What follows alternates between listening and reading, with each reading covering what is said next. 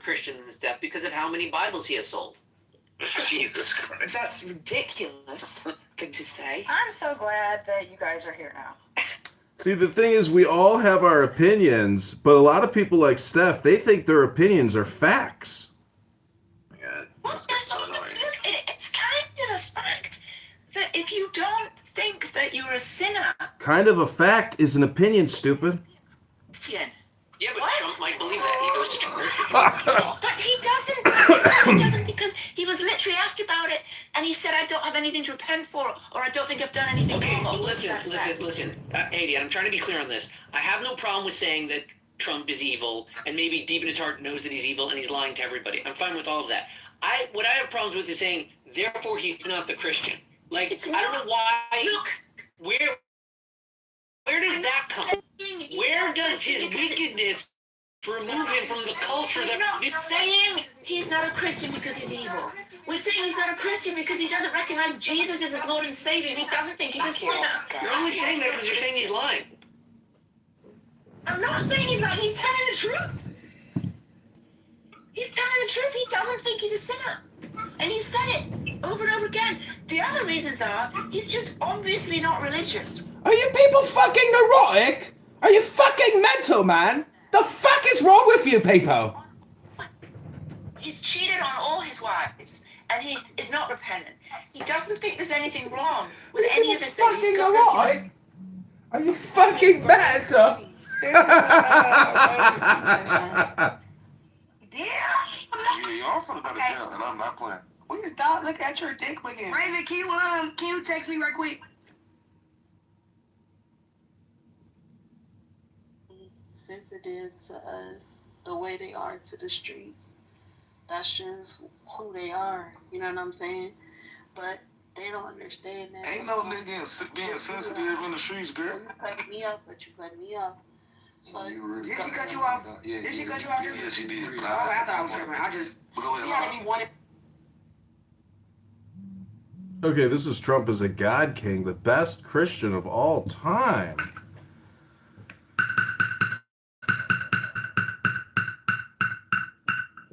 My friend, welcome to Trump as a God King. I almost actually was trying to like contribute to that conversation, and then I stopped myself and I realized this is retarded, and I'm not gonna try to contribute to this conversation because it's just hope fest for our words, and I don't want to do that. Not a good use of time. Well, I like when Trump was asked, what's your favorite verse of the Bible? He's like, I like all of them. He just couldn't name a single fucking verse. That's good. I mean, I'm willing to give, like, most people the benefit of the doubt. Although I'm willing to give people the benefit of the That doubt. makes him Christian. Jesus Christ. Jesus Christ! Yeah, so can the Pope, and he's not a Christian either. Like, he nicks everybody. Why is selling Bibles like a good standard for whether or not you're a Christian? In terms of, like, the commandments the Christians gave to their offspring, it was to spread the word. And if he's literally publishing Bibles and selling them... I got some new books in the mail. Okay, we're just going to leave that room, let them be, let them simmer. They're in a crock pot of despair.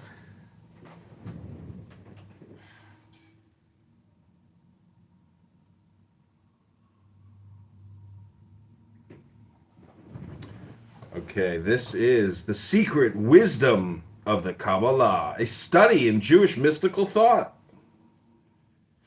by J.F.C. Fuller. The beings who live below say that God is on high, while the angels in heaven say that God is on earth. This is book number 93 of 220 limited copies. Preface: this small book is in no sense a treatise on the Kabbalah. Instead, it is a speculative study on one of the several secret doctrines which it contains, and I believe the key doctrine of all the others. Should this be correct, then it follows that unless this doctrine is understood, the whole symbolism of Jewish mysticism must remain obscure. And it is this mysticism, so it seems to me, which constitutes the foundations of Jewish culture and Jewish aspirations. Granted that this is so, then it follows that the idea elaborated in this book is one of considerable importance, even if many of my interpretations are faulty, even if the whole of my readings are wrong, which is unlikely. This in itself does not necessarily invalidate the idea. For example, Columbus believed that the world was round, and he set out to prove it. In doing so, he discovered a new world, which, though it did not at the time actually confirm this idea, established a stepping stone to the circumnavigation of the globe, which did confirm it in an obvious and uncontradictable way. So also in this book I have set out to penetrate the mists of Kabbalistic learning, not because I presume to be an adept in its mysteries, but because I suspect that they hide within them the idea of a new world conception, an idea which for 2,000 years has been struggling to take form. Should I be right in this belief, then it follows that once this form consolidates, from out of it will emanate a new ideology, which will exert so stupendous an influence upon our lives that it will constitute a world revolution. Nevertheless, I do not intend to touch upon this possibility in the present work, for all I will attempt to show that the idea is valid. Therefore, my object is solely to examine and explain it in order to establish it as a fact.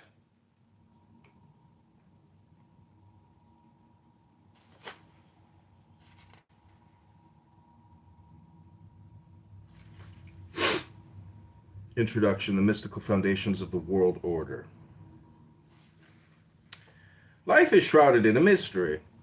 This is the fundamental fact which confronts us. We live in a cave with our backs to the light, and as Plato said, our knowledge is nothing more than the shadows which play upon its walls. What this mystery is in itself we cannot tell. All we know is that it exists, and ultimately all we know of ourselves is that we exist. If we call this mystery God, then our lives vibrate between the two poles of God is and I am. But because the first transcends the reason, as the infinite transcends the finite, the relationship between them can only be expressed in symbols. That is in finite or rational terms. If in the place of God we write reality, nature, unknowable, or zero, it matters not one whit. The equation is just as obscure, for all we have done is to replace A by B, C, D, or E. Not knowing what these letters mean, the symbol has changed, but what it symbolizes remains as inscrutable. Granted that this is so, then it follows that our intellectual lives are purely symbolical existences.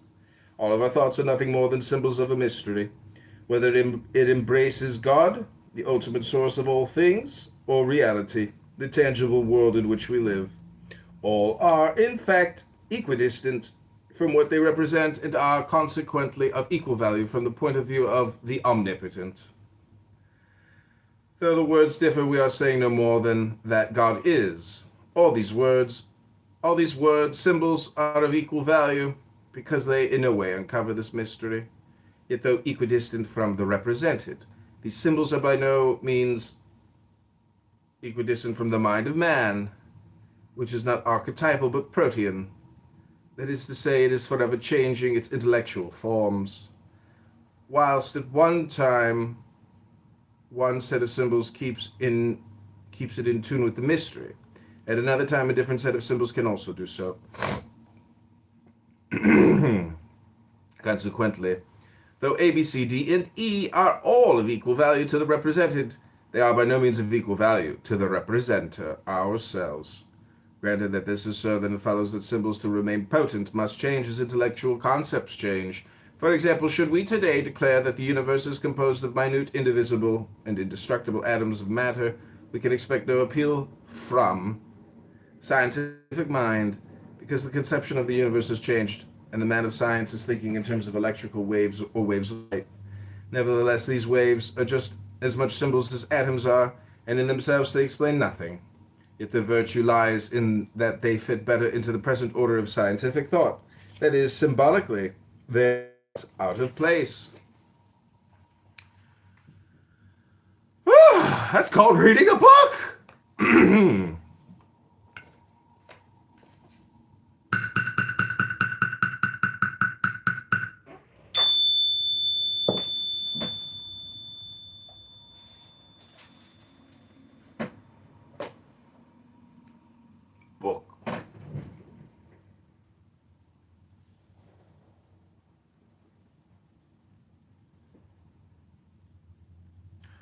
I put in the chat in that room that if I had a wife like Steph, I would abandon and leave her because she talks too much. And it was at that exact moment that McZad invited me up to the stage.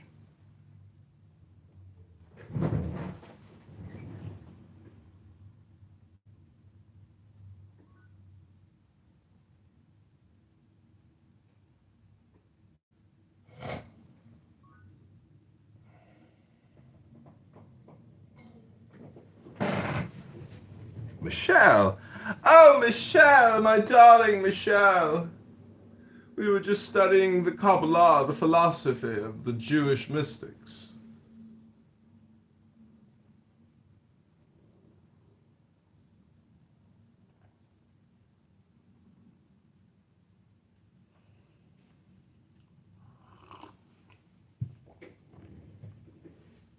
By the way, Michelle, this room title is facetious because people apparently don't understand what a joke is anymore.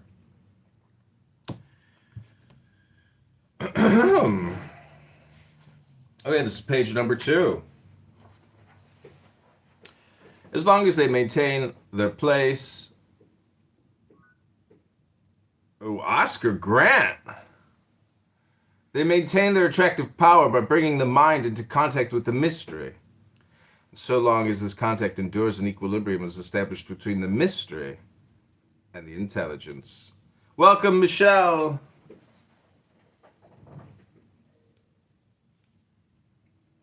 Hello, hello, hello. Can you hear me? Hello? Hello? Hello? Hello? Hey. Are you streaming this on any other channel? Yes. What is the point of doing that exactly? She laughed. Should have just said no, then I guess she would have stayed, right? Because you believe everything, right?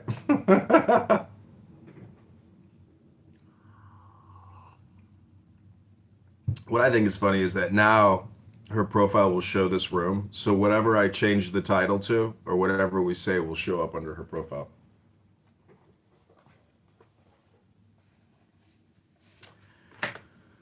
Okay, this is a continuation of page 2 until we were interrupted with, "Are you live streaming this to YouTube?"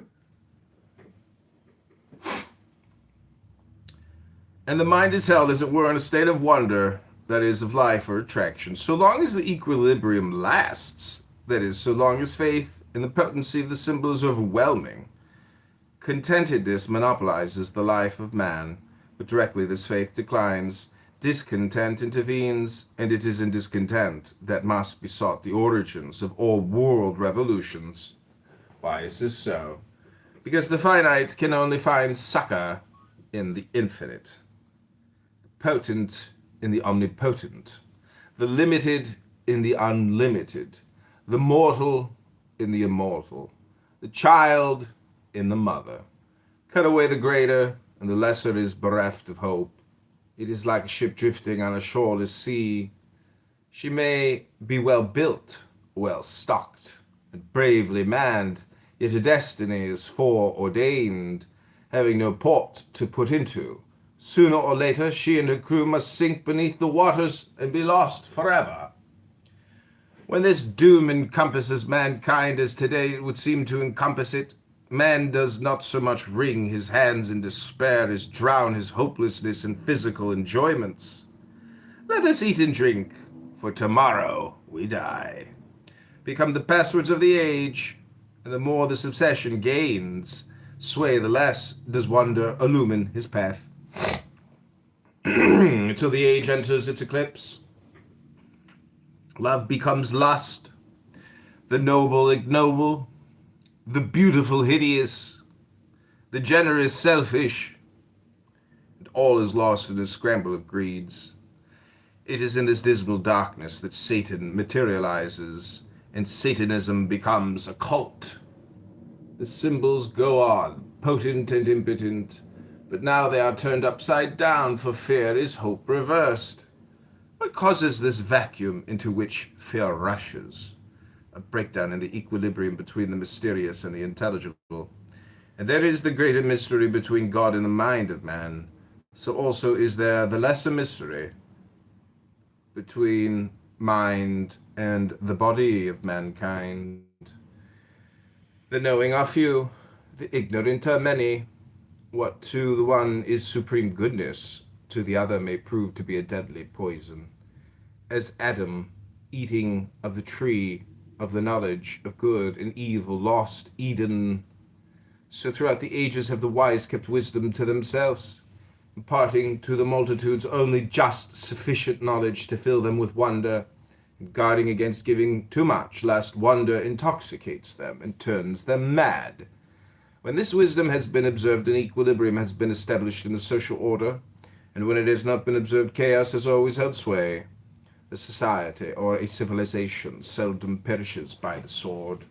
Nearly always it perishes through a defamation of the mysteries which held it in equilibrium.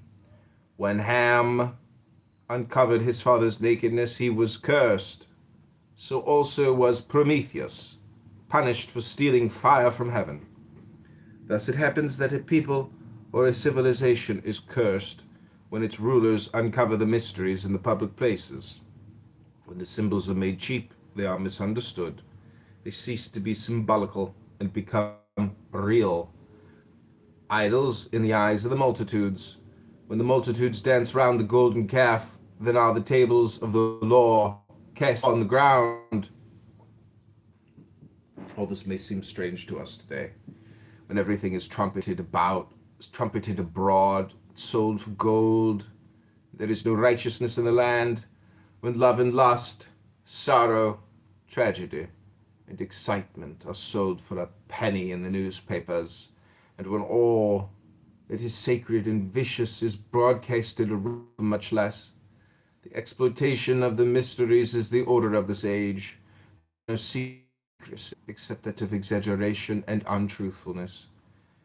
Yet may not it be said, is not the progress of today due almost entirely to publicity? Yes, that is undoubted.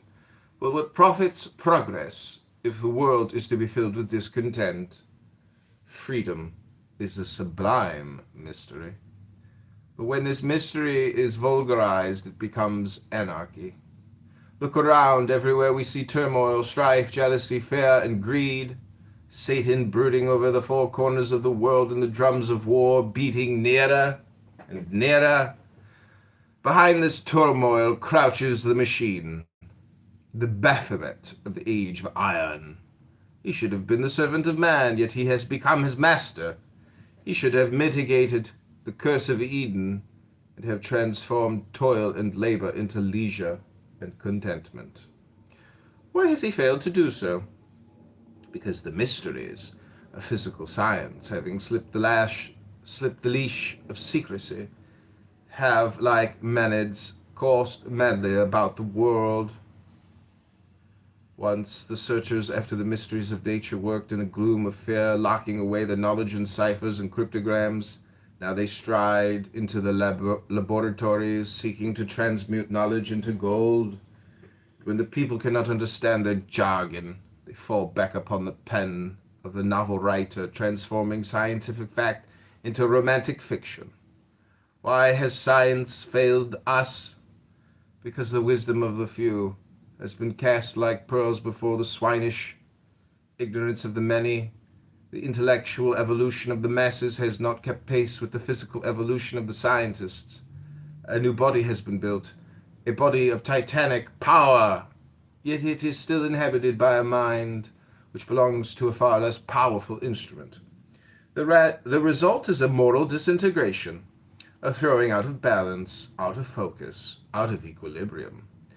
Chaos surrounds us because the mysteries have been communicated to those unworthy to receive them. And not until the new body is endowed with a new mind will a new soul be born within it. Such an equilibrium can alone be established through wonder, stepping out from the finite towards the infinite, a transmutation of Satan into God.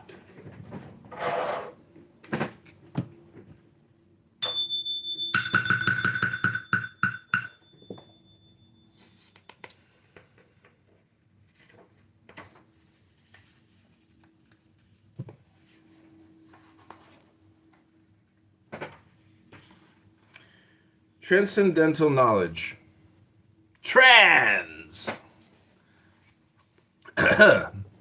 Transcendental knowledge is knowledge which transcends the intelligence. Yet it need not therefore be acknowledged. It need not therefore be knowledge which is beyond the focus of the mind. The differential calculus is common knowledge to the mathematician, and yet it is transcendental to the majority of mankind. So also with practically all science, it is in itself the prerequisite of the few whom we call the wise. Today, the fundamental difference between the science of this age and the science of past ages is that whilst formerly the universe was looked upon as being full of symbols which, when read correctly, could lead us to the real being which they clothed, today the universe is considered to be reality itself. A tangible being is something which exists separated from us, and which we can probe with our physical senses and take apart and put together again as if it were a machine. The mystical conception has been replaced by the mechanical conception, and yet in itself the mystery remains as profound. Aziz, welcome to the room. Welcome, Aziz. Hello. Aziz, Hello. Aziz, would you like to comment on the title of the room? I mean, he did say he was going. He said he was going to hell. So. Yeah, he was on the plane. He was like, "I'm gonna go to hell." He said that? So, yeah, he said that. He said that on his jet. He was doing an interview. He was, I'm gonna go to hell. I'm probably gonna go to hell, but I'm probably gonna go to hell. He said that. I can. Wait, but what? About what? Shall I play it? Shall I play it? Yeah, play it. I don't want to misquote him. You know what I mean? So let's. Can you play the latest episode of the Zach's Mom podcast featuring Zach's dad? Because I made a new AI theme song for the Zach's Dad podcast. I was listening to your music yesterday, John. I don't know if you were around. Oh, here we go. But it was playing music. It was playing like a lot of like Take the Deepest Breath of the Day and The Man Has the Right to Think What He Will. But then it started playing Everything Bagel. I got a really good Everything Bagel from the deli. Yeah, here we go. You had talked a couple of weeks ago, you were doing an interview, and you talked about how you hope to end the war in Ukraine because it might help you get into heaven. How does this help? Does this help? I mean, I'm being a little cute. I don't think there's anything going to get me in heaven. Okay, I think I'm not maybe heaven bound.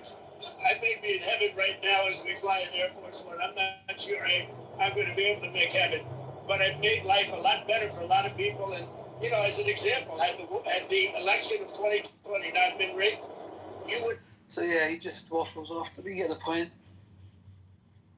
Well, I think that's showing humility. Do you think you're going to get to heaven, Aziz? Yeah, I think I'm a great person. Yeah. Do you think you're going to get to heaven? Mm-hmm. Yeah. Haven't you called me like a scumbag or like a cockroach or something or an F word? Haven't you called me the F word? Yeah. Well, do you think that's nice? Do you think that that's very good? No. Do you want to repent? Would you like to take this opportunity to repent? I've accounted for my sins. You've accounted for your sins of calling me the F word? Yeah, I think in the moment I felt you deserved it, You think that your savior, whoever it is, the Muslim version of Jesus? Mm-hmm. Well, you guys have like a Jesus type? Jesus. We believe in Jesus, so we don't have a version of Jesus. We actually. Does your heaven have gates? Are there pearly gates, or is it like? Are there gates of heaven? There's definitely a list of people that can't get in, and people that can. So it's gated in that sense. What about you? You're a Jew, right? Do you believe in? You don't believe in heaven, right? There's no real heaven, right? I don't know, to be honest with Jews you. I don't don't believe really in know heaven. what I believe. No, you guys don't believe in heaven. You have like a I'm rehab. a Jew ethnically first. Does that make sense to you? Not really, no. Well, so, for example, you're a fucking Paki, right? So, you're a Paki first. No offense. I'm not offended. No offense. I know you're a British guy. You were born in London, right? And you're a fucking Jew. Exactly. That's my point to you. But were you born in London? I was born in London, yeah. So what is the religion? I guess Pakistan is the same religion. So you guys all have the same religion. But like... Predominantly. Well, I was raised to be very Jewish, but I wasn't really raised with the Jewish religion so much. And then when I got into religion, you know, I learned about all the religions of the world. And so I have a very comprehensive set of religious or spiritual beliefs, not just Jewish. So I am So what do you Jewish believe? the same Do you way that believe you're in, a fucking Paki. So what do you believe? I will always... Well, I believe the way that can be named, I believe that whatever you can believe in, whatever can be believed in, is probably not the eternal way of the world. Because I believe that the answer to like what happens after we die... Is it racist if I call you a fucking Jew? Is it racist if I call you a fucking Jew? Well... Because it's like, yeah, you know... depends on your tone. Well, not racist, anti-Semitic, right? Isn't that what we say? That's what they say. Is that anti-Semitic? I believe it is pronounced anti-Shemitic. Okay, Rabbano Shalom. I'm gonna try to save the R word for later. We're moving this conversation on. Aziz, I know you. You know, I found a link about the dopamine switch in the brain. It turns out that your conversation, gentlemen, is creating dopamine for the both of yourselves and enhancing your dope. Bigger dopes. Aziz, do you think you're a dope? Yeah, depends on how you define the word. Probably, yeah. I would say so. Think about all the years you've been coming to Clubhouse talking to El Normo. Oh my God. Oh God. Don't remind me. Do you hear El Normo in your sleep? When you go to the gym and work out, which you probably don't, but if you did, do you think you'd hear El Normo telling you to try to get one more rep in? I mean, he's like my nemesis, you know what I mean, at this point. So, You live your life with Nemesis? yeah, I mean, it's a driving force, you know what I mean? I like Norm. Come on. Well, Aziz, he gets roasted by Norm. Everybody roasts Aziz, but when Norm does it, it's got to be particularly painful and hurtful. Am I correct, Aziz? But I like Aziz too. I mean, I don't think people take Norm seriously. Genuinely, I don't think anyone really takes. Do you think people take you more seriously than El Normo? Yeah, reluctantly. Like I mean, I even disagree with people and they take me more seriously.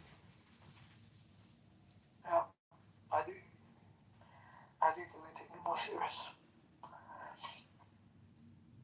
Yeah. I mean, he's very obnoxious, you know what I mean? He's a very obnoxious man. So, you know. And he hasn't mastered the art of communication, you know what I mean? There could be 40 people in the room. He's doing his little Hollywood director, fucking get in the jacuzzi type thing. You know what I mean? So. But to be fair, I'll give him credit. You know, because obviously in London we have like, I don't know, we have Jews in London, but they're kind of like, I don't know what you would call them. Like they have the sideburns and stuff. We have those Jews, right? But he's the kind of Hollywood director archetype. We don't really have them. So he definitely, like, you know what I mean? He lives up to that kind of thing. So I'll give him credit. Something different. Yeah.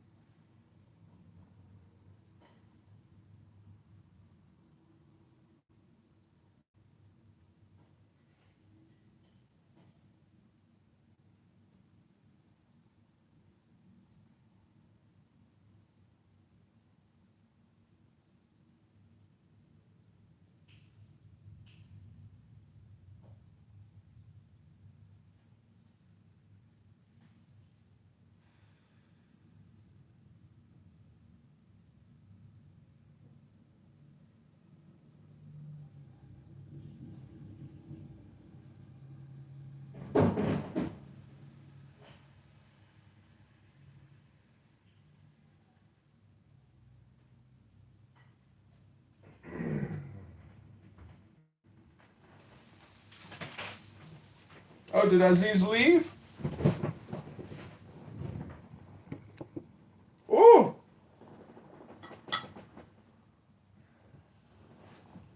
The dopamine dried up. The history of dopamine.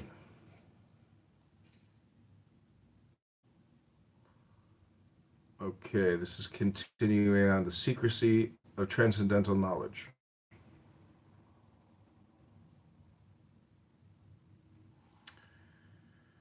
So with practically all science, it is in itself the prerequisite of the few whom we call the wise.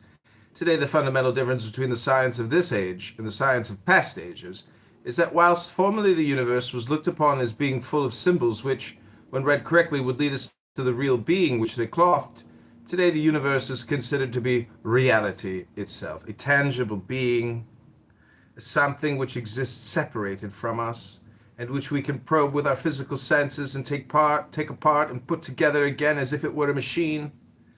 The mystical conception has been replaced by the mechanical conception, and yet in itself the mystery remains as profound. Christ understood this when he said, "Give not that which is holy unto the dogs, neither cast ye your pearls before swine, lest they trample them under their feet and turn against you." To the common folk, Christ spoke in parables, not because he was of a common mind, but because he was an initiate, and so understood how fine is the division between reason and madness, and how easily can knowledge dissolve the filament which separates these two. This essential wisdom, and wisdom is largely the application of knowledge to circumstances, has always been realized in the East amongst the Jews, and Christ was of that race. We find it firmly established, and it is not a mere coincidence, that the Hebrew word sod, which means mystery or secrets, has the same numerical value, namely 70, as the Hebrew word which represents wine, for mystery can intoxicate as well as refresh. The mysteries of the early Hebrews, closely guarded by the sons of the doctrine, and it would appear that many of their secrets were derived from Egypt and later on from Babylonia. We are told that Moses was learned in all the wisdom of the Egyptians, and that in the first 4 books of the Pentateuch, he was esoterically laying down the principles of the secret doctrine. He initiated 70 elders into the mysteries, which they transmitted from mouth to ear. Generally speaking, the initiates led an ascetic life in order to separate themselves from the ignorant and unwise, so that they might guard against divulging their doctrines. In these distant days, the mysteries of nature and what is now called physical science form part of the hidden cult. Thus Pythagoras, Anaximander, Nicetas, Heraclitus, Aristarchus, Selenius, and Ecphantus believed in the rotundity of the earth or in its movement. The first of these philosophers holding that each star was a world possessing its own atmosphere and surrounded by immense spaces of ether. But this knowledge was never popularized for fear of upsetting religion, by means of which authority over the ignorant masses was maintained. Early in the 4th century AD, we find Lactantius writing, "It is absurdity to believe that there are men who have feet above their heads. In countries in which all is inverted, in which the trees and plants grow from the top to the bottom, we find the germ of that error among the philosophers who have claimed that the earth is round." St. Augustine held a similar opinion long before Copernicus wrote his book Revolution of the Heavenly Bodies about 1542 AD. We find that the medieval Jews had buried the secret in the Zohar, in which may be read, in the book of Hamanuna the Old, we learn that the earth turns upon itself in the form of a circle, that some are on the top and others below, that all creatures change in aspect, following the manner of each place, keeping, however, in the same position. But there are some countries of the earth which are lightened, whilst others are in darkness. These have the day when for the former it is night, and there are countries in which it is constantly day, or in which at least the night continues only some instants. These secrets were made known to the men of the secret science, but not to the geographers. Though refuted by Origen, Celsus was undoubtedly right when he declared that the primitive Christian church was possessed of a secret system, and Weishaupt, the supposed founder of the Illuminati, may not have been altogether wrong when he said, "No one has so cleverly concealed the high meaning of his teaching, and no one finally has so surely and easily directed men onto the path of freedom as our great master Jesus of Nazareth. This secret meaning and natural consequence of his teaching he hid completely, for Jesus had a secret doctrine, as we see in more than one place of the Scriptures." Whether this is so or not, there can be no doubt whatever that the Bible is a mystical work containing a secret doctrine which is only known to those who have been initiated into it. But part of this doctrine will be discovered later on in this book.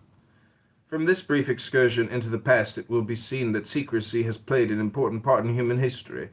The idea that all knowledge should be divulged and broadcast among the masses is something quite modern, even as late as the 17th century, when Leibniz published in the Acta Eruditorum of Leipzig his scheme of differential calculus. He did so in such a way as to hide both the method and object from the uninitiated. Newton did the same with his invention of infinite series and algebra. As far as it was understood by the Arabians, was as a secret known to and hidden by certain Italian mathematicians for 300 years.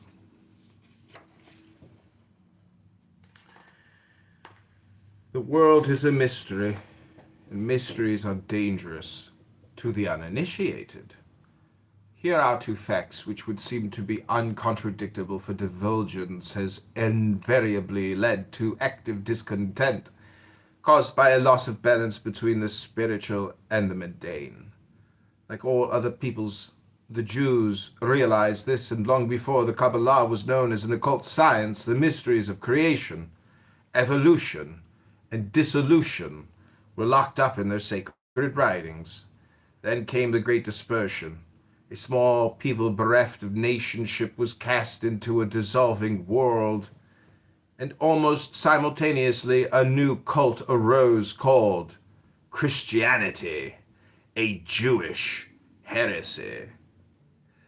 The reaction on Orthodox Jewry was instantaneous, for a tension was established which later on led to the persecution of the Jews, whereupon the secrecy of the doctrines took on an accentuated form. For self-preservation had now to be added to non-revelation. This led to the growth of oral traditions. The secret doctrines were passed from mouth to mouth and were locked away in the brains of the priesthood and the learned. Later, a persecution began to slacken. The written word once again began to appear, and by degrees the Kabbalah emerged into daylight. The word is a curious one.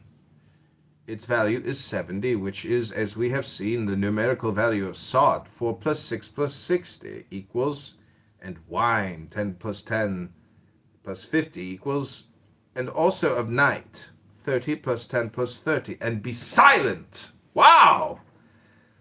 6 plus 5 equals some Hebrew letters plus 5. Therefore, it may be said to mean the secret which intoxicates, which is as dark as night, and which must not be divulged. The fountainhead of this doctrine is the Zohar, or Book of Splendor, a vast jumbled commentary on the Pentateuch, written partly in Aramaic and partly in Hebrew. Tradition asserts that its author was Rabbi Simeon ben Yochai, who lived in the 2nd century AD. Of it, Ginsburg says, "It was first taught by God himself to a select company of angels who formed a theosophic school in paradise. After the fall, the angels most graciously communicated this heavenly doctrine to the disobedient child of earth to furnish the protoplasts with the means of returning to the pristine nobility and felicity. From Adam it passed over to Noah, and then to Abraham, the friend of God, who emigrated with it to Egypt, where the patriarch allowed a portion of this mysterious doctrine to ooze out. It was in this way that the Egyptians obtained some knowledge of it, and the other Eastern nations could introduce it into their philosophical systems. Moses, who was learned in all the wisdom of Egypt, was first initiated into it in the land of his birth, but became most proficient in it during his wanderings in the wilderness, when he not only devoted to it the leisure hours of the whole 40 years, but received lessons in it from one of the angels. By the aid of this mysterious science, the lawgiver was enabled to solve the difficulties which arose during his management of the Israelites. In spite of the pilgrimages, wars, and the frequent miseries of the nation, he covertly laid down the principles of this secret doctrine in the first 4 books of the Pentateuch, but withheld them from Deuteronomy.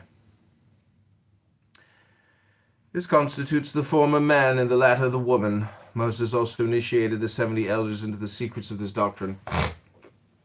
They again transmitted them from hand to hand of all who formed the unbroken line. Tradition, David and Solomon were most initiated into the Kabbalah.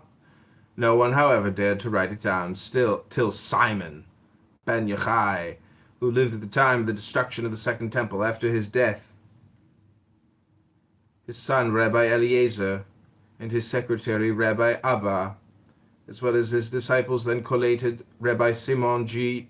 Yochai's treatises, and out of these composed the celebrated work called Sohar, Splendor, which is the grand storehouse of Kabbalah, Kabbalism.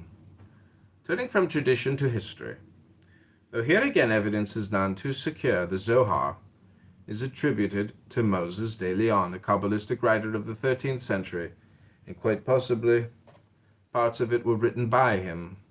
The whole compilation covers a vast ground and comprises, number 1, the Sefer HaZohar, the Book of Splendor, the main commentary. 2, the Sifra di Sunuita, the Book of the Veiled Mystery. Number 3, the Sitra Torah, Secrets of the Torah. 4, Ra'aya Mahemna, the True Shepherd. 5, the Midrash HaHelam, the Recondite Exposition. 6, the Tosefta, Additions. 7, the Hekaloth, Halls of Palaces. 8, the Idra Rabbah, the Greater Synod. 9, the Idra Zuta, the Lesser Synod. The first printed editions of the Zohar appeared almost simultaneously at Mantua and Cremona in 1588.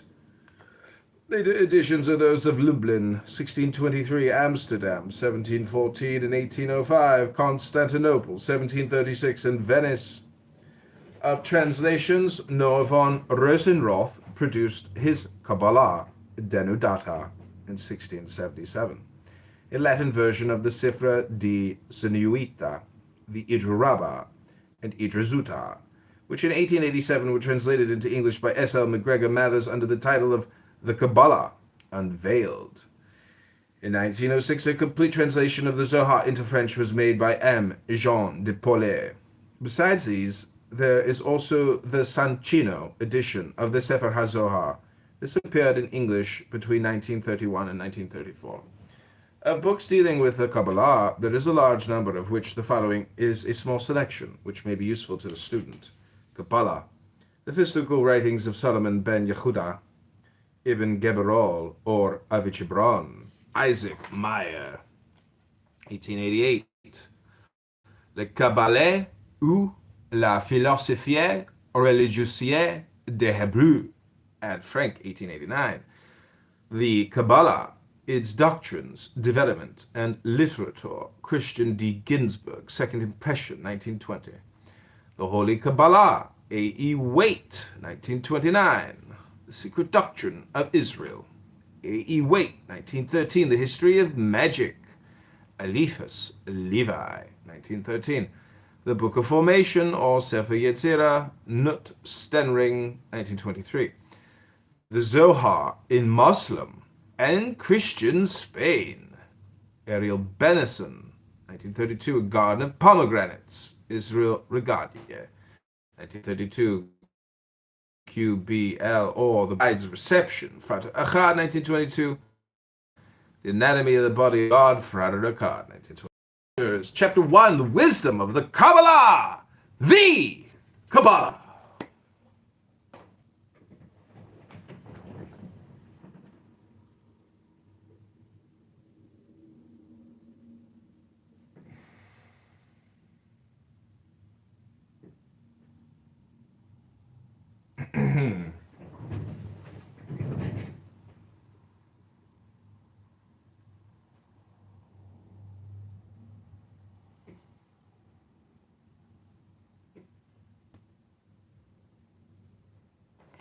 I have another room open. I think it's funny how people come into other rooms, they raise their hand, and if they don't immediately get brought up, they just leave. So what does that tell you about dopamine? It dried up, or it never formulated.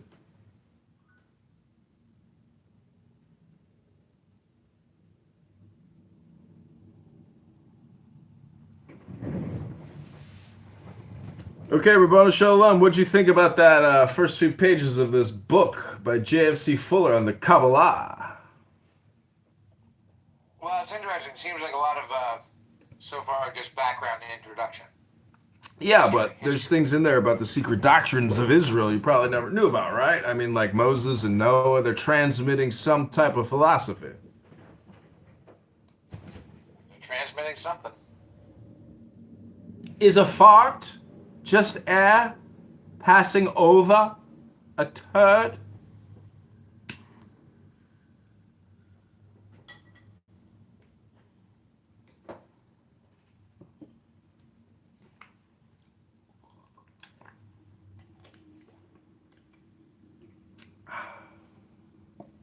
Okay, continuing on to chapter 1, the wisdom of the Kabbalah. The Kabbalah is not a holy book, as are the Vedas, the Bible, and the Quran. It is not a book at all. Instead, it is a secret traditional knowledge. The hidden thought of Israel, which like gold embedded in rock, is to be found only after much labor in many Hebrew works such as the Torah, the Talmud, the Mishnah, the Midrashim, Zohar, and scores of other books, the bewildering nature of which may be recognized in a few minutes by glancing through a Talmudic miscellany by Paul Isaac Hirschon. The word QBLH in Hebrew is spelt in many ways, such as Kabbalah, Kabbalah, Kabbalah, Kabbalah, and even though quite incorrectly, Gabela. It is not derived from such fantastic origins as the name of Kapila, the Indian philosopher, or from the name of the goddess Cybele. For the word simply means reception. Something received an oral transmission, an oracle, for the spoken word. And the reason is, as we have already mentioned, that for ages the Kabbalistic doctrines were not set down in writing or print, the Hebrew considering them too secret and sublime a wisdom for the common eye. This wisdom is formed within a vast number of doctrines, such as the nature of God, the mystical cosmogony of the universe, the destiny of the universe, the creation of man, the immutability of God, the moral government of the universe, the doctrine of good and evil, the nature of the soul, angels and demons, the transcendental symbolism of numbers and letters, the balancing of complementary forces. All these many problems are divided under two main headings, the theoretical and the practical Kabbalah. The first being again divided into the symbolical, dogmatic, and speculative branches. The first main division, that is the theoretical, is philosophical. The second is magical, and is largely elaborated round the Masse Macabre, the chariot of Ezekiel, and the 4 animals which are also mentioned in the Apocalypse. Out of this magical Kabbalah, much of the magic of the Middle Ages was developed. The speculative or metaphysical Kabbalah is the more important branch. It forms, as Adolf Frank says, the heart and life of Judaism. Covers the evolution, involution, and devolution of the universe in every conceivable spiritual, moral, and intellectual form, and under such symbolism as the spirit cloths itself to come down and uncloths itself to go up. And again, in Ecclesiastes, who knoweth the spirit of man that goeth upward, and the spirit of the beast that goeth downward to the earth? All these doctrines are wrapped up in the most complete secrecy.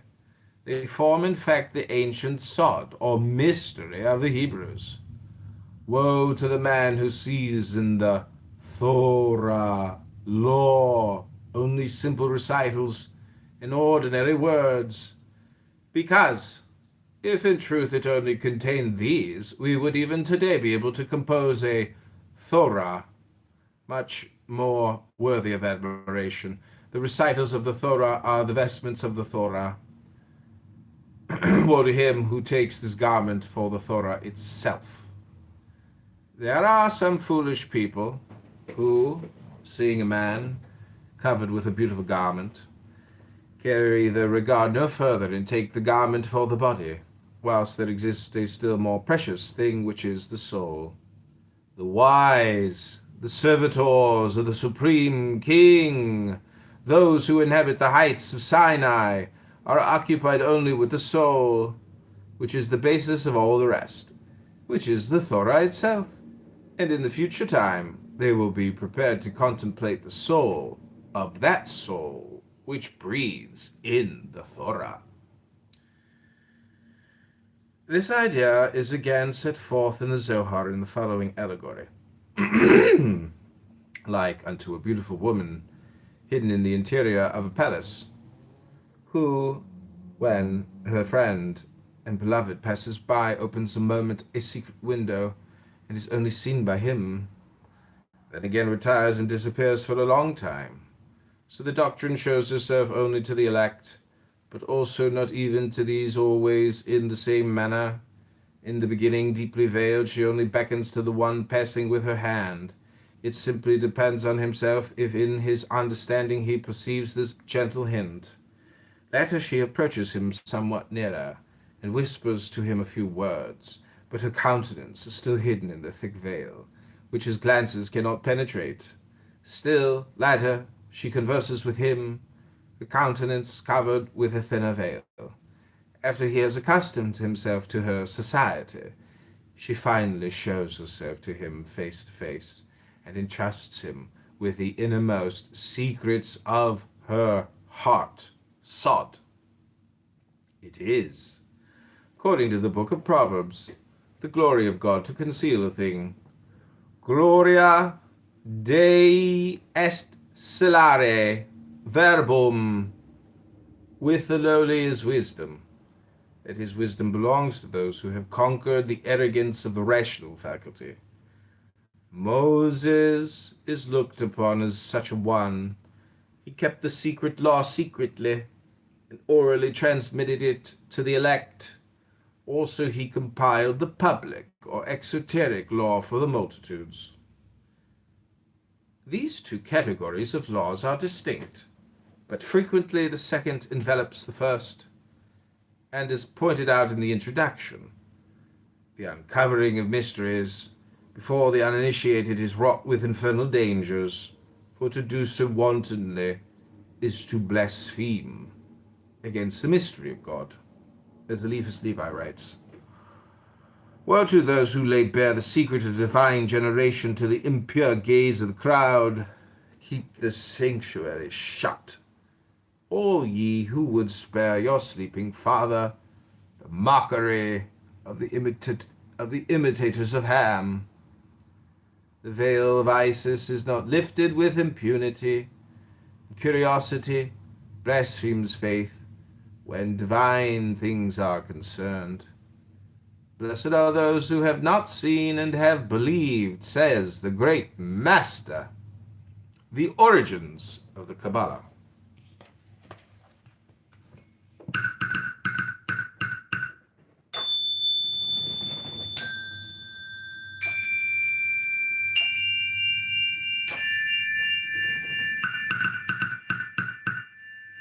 Hello?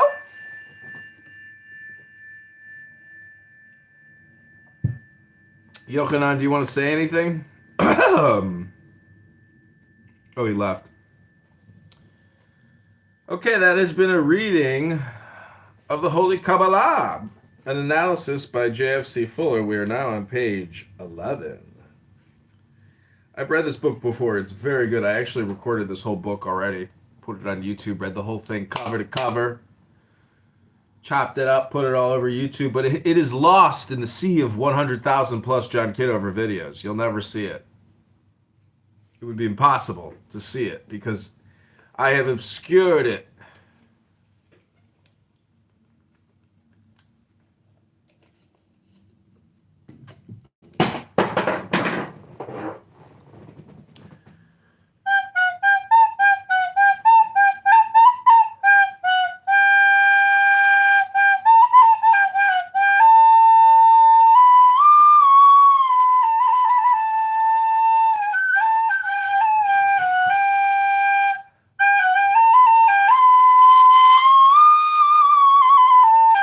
Never had one lesson. Okay, this is known as a Jew harp.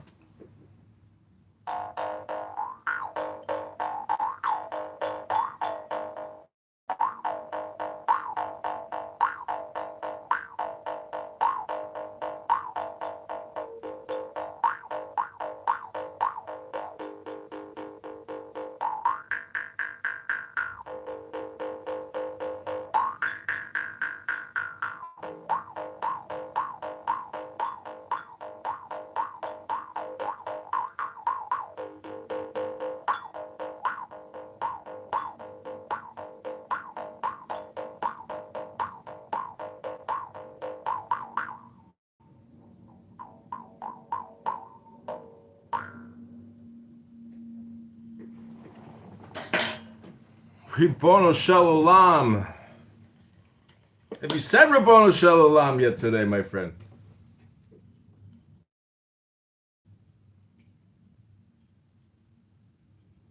Hello?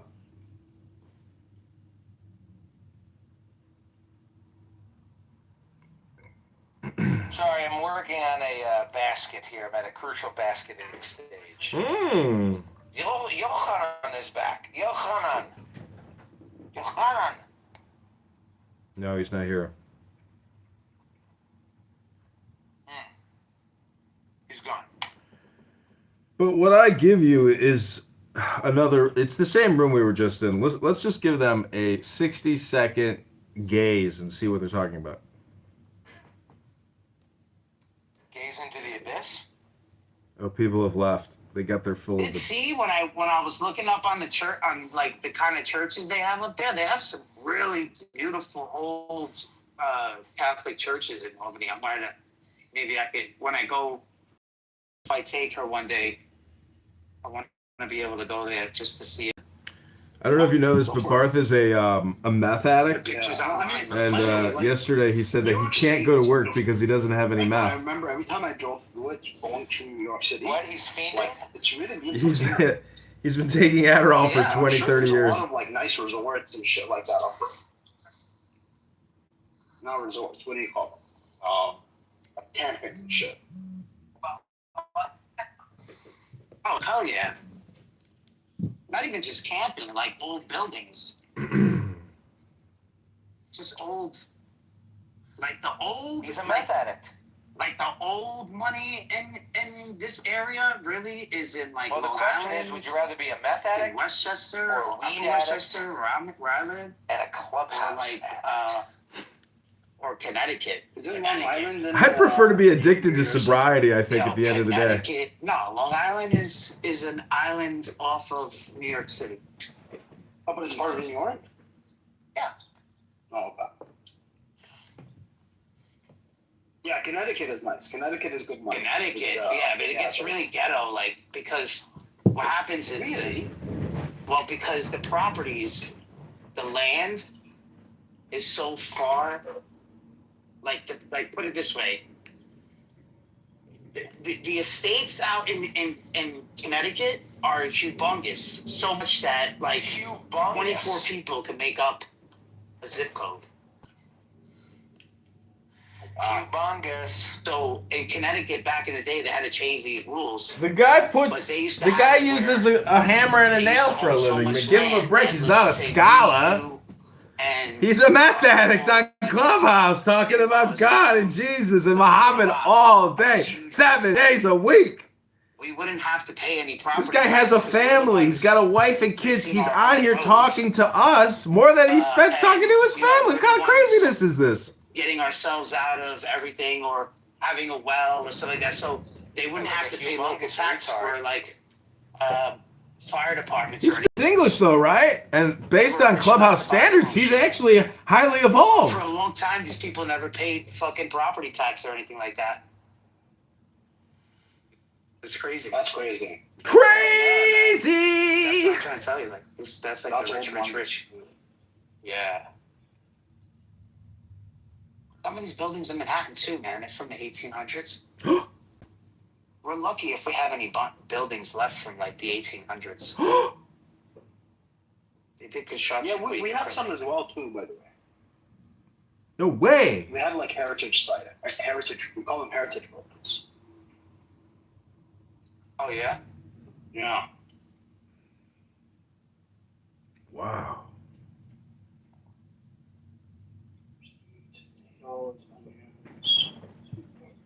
Have you lost any weight? He's also on peptides, by the way. I'm good with my weight. Could you imagine losing weight but never going to the gym, my When I friend? started this app 2 years ago, I weighed 240 pounds. Wait, how tall are you? I'm 6 foot. That's a lot, 40. man. 240 for 6 foot, still a lot. Yes. Now I'm down to 196. Wow! I haven't weighed this less, bro, since high school. 196. I'm not fat. Hasn't weighed this less. Like, I have no stretch marks or anything like that. Because I don't know, I guess I'm just a big guy. I was a terrible But student in junior high when it came to English and grammar and all that. 180 and then I guess I barely got through it, but thank God I started reading books, because if you suck at grammar and you suck at words and communicating, oh my God, there's this thing called a book, and the more you read, it turns out that you're like absorbing what people are writing who are gifted writers. all right. I lost a little bit of my legs and shit. I don't think it's, like, necessary for me to have the legs are the most my quads. Especially I don't think my quads have to be fucking maxed out anymore. I'm not riding a BMX bike anymore. Legs are the most important, especially as you age. I'm not roller skating anymore. Oh man, but you're gonna be carrying your body around for the rest of your life. Yeah, of course. Yeah, that's why legs are really important. Really? Of course. I think your knees are the most important. The fuck do you think a leg Getting is? ourselves out of everything or having a well. My friend, he was also a prisoner, and he was put in solitary confinement for an extended period of time. Like drink collagen, you know, bone broth, shit like that.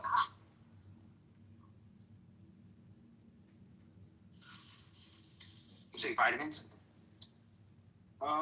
You take vitamins? I take, like, specific stuff. Like, I'll take omega-3s, collagen, proteins. Okay, we've come back. That was a quick sample of how people like to waste their time. It's like talking about the weather. can't stand when people will talk about the weather for 25 minutes. It's just awful.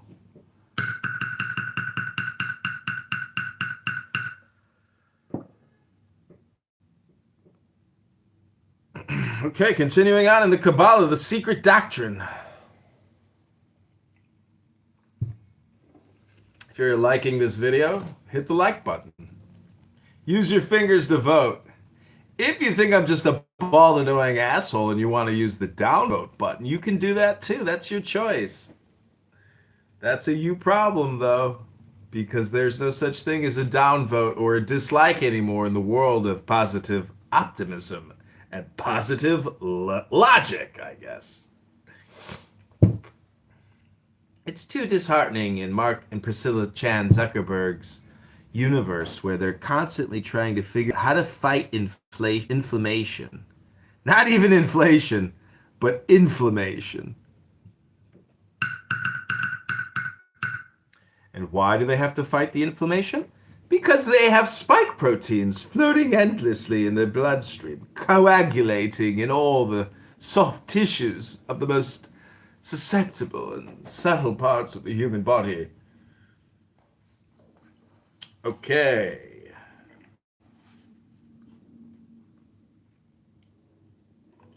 The origins of the Kabbalah.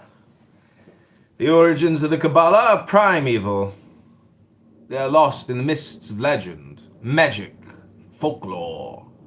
They have grown through a process of mystical integration until they have absorbed all the great myths of the world. The Kabbalah is consequently a universal philosophy, combining the eternal masculine and the eternal feminine, and cementing them into the eternally human. So it happens that wherever we search, we find origins. Thus, in Essenism, we find Kabbalism. The Essenes were not to divulge the secret doctrines to anyone, carefully to preserve the books belonging to their sect, and the names of the angels, or the mysteries connected with the Tetragrammaton, and the other names of God and the angels comprised in the Theosophy, as well as with the cosmogony, which also played so important a part among the Jewish mystics and the Kabbalists. But long before the Essenes existed lived the Kabbalah. Aryan and Chaldean esoteric doctrines percolated into it. In Egypt, the mysteries of the sun god, the moon god, of Osiris and Isis impinged upon it. Assyria and Babylon gave it much. Not a very little may be traced to the Vedas, the Upanishads, the Bhagavad Gita, and the Vedantas, and much of the practical Kabbalah to the Tantras, more especially. Historically, the main point of interest is that the Kabbalist is an inveterate plagiarist. He never hesitates to copy, to absorb knowledge from outside. His doctrines, being secret, are vastly attractive. They suck in all mysteries, digest them into a universal form. Consequently, there is both grist and chaff in the Kabbalah, a medley of wisdom and nonsense which often defies separation. The outstanding advantage of this plagiarizing is that it offers something to everyone.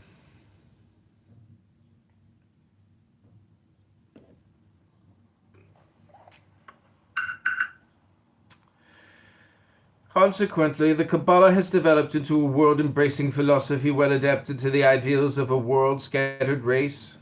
In it will be found Hinduism, Taoism, Buddhism, Zoroastrianism, Christianity, theism, deism, dualism, agnosticism, pantheism, Satanism, spiritualism, and atheism, for every cult except polytheism has burnt offerings on the altar of the Kabbalistic mystery, magically depicted in the form of the pan-like Baphomet. It is this extraordinary universe universality which it is important to remember, for it has been the binding force which has kept Judaism intact. It has waterproofed it against solvent influences. Further still, the Kabbalah does offer to humanity a world religion or cult in a silent and secret way. Its doctrine is the conquering mystery of the life force.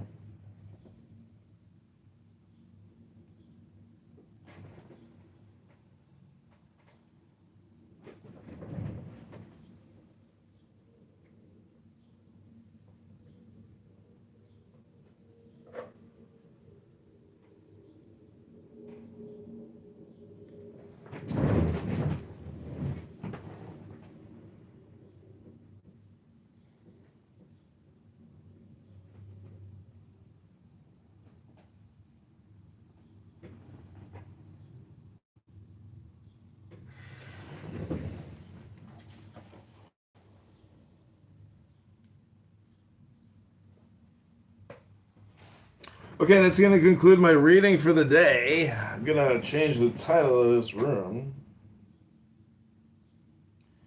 We're going to call it John Kitover. Chicago Mayor Vote.com.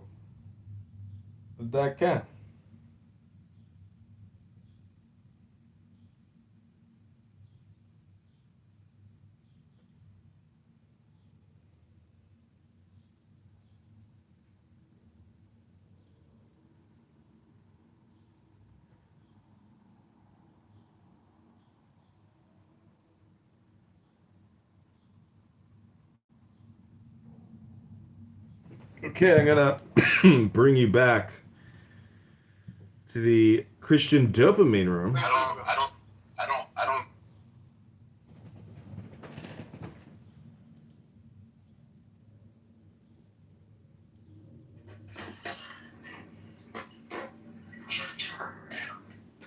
Why would you use baby oil? Isn't there other better lubes or whatever that you'd use? Like, I'm a little confused by that.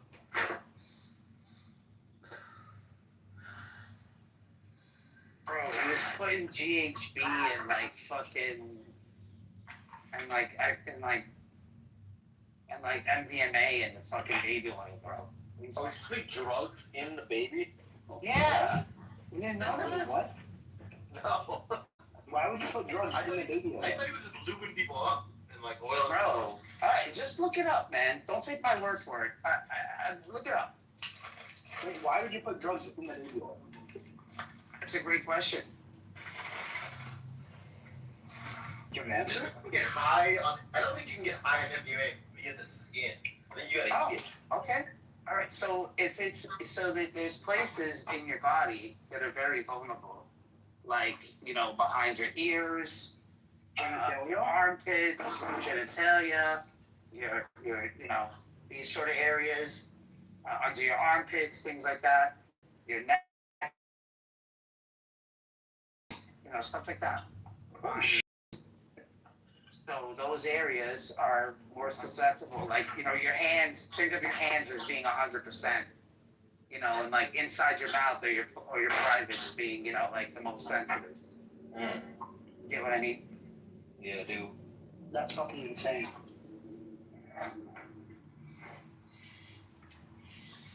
That is fucking.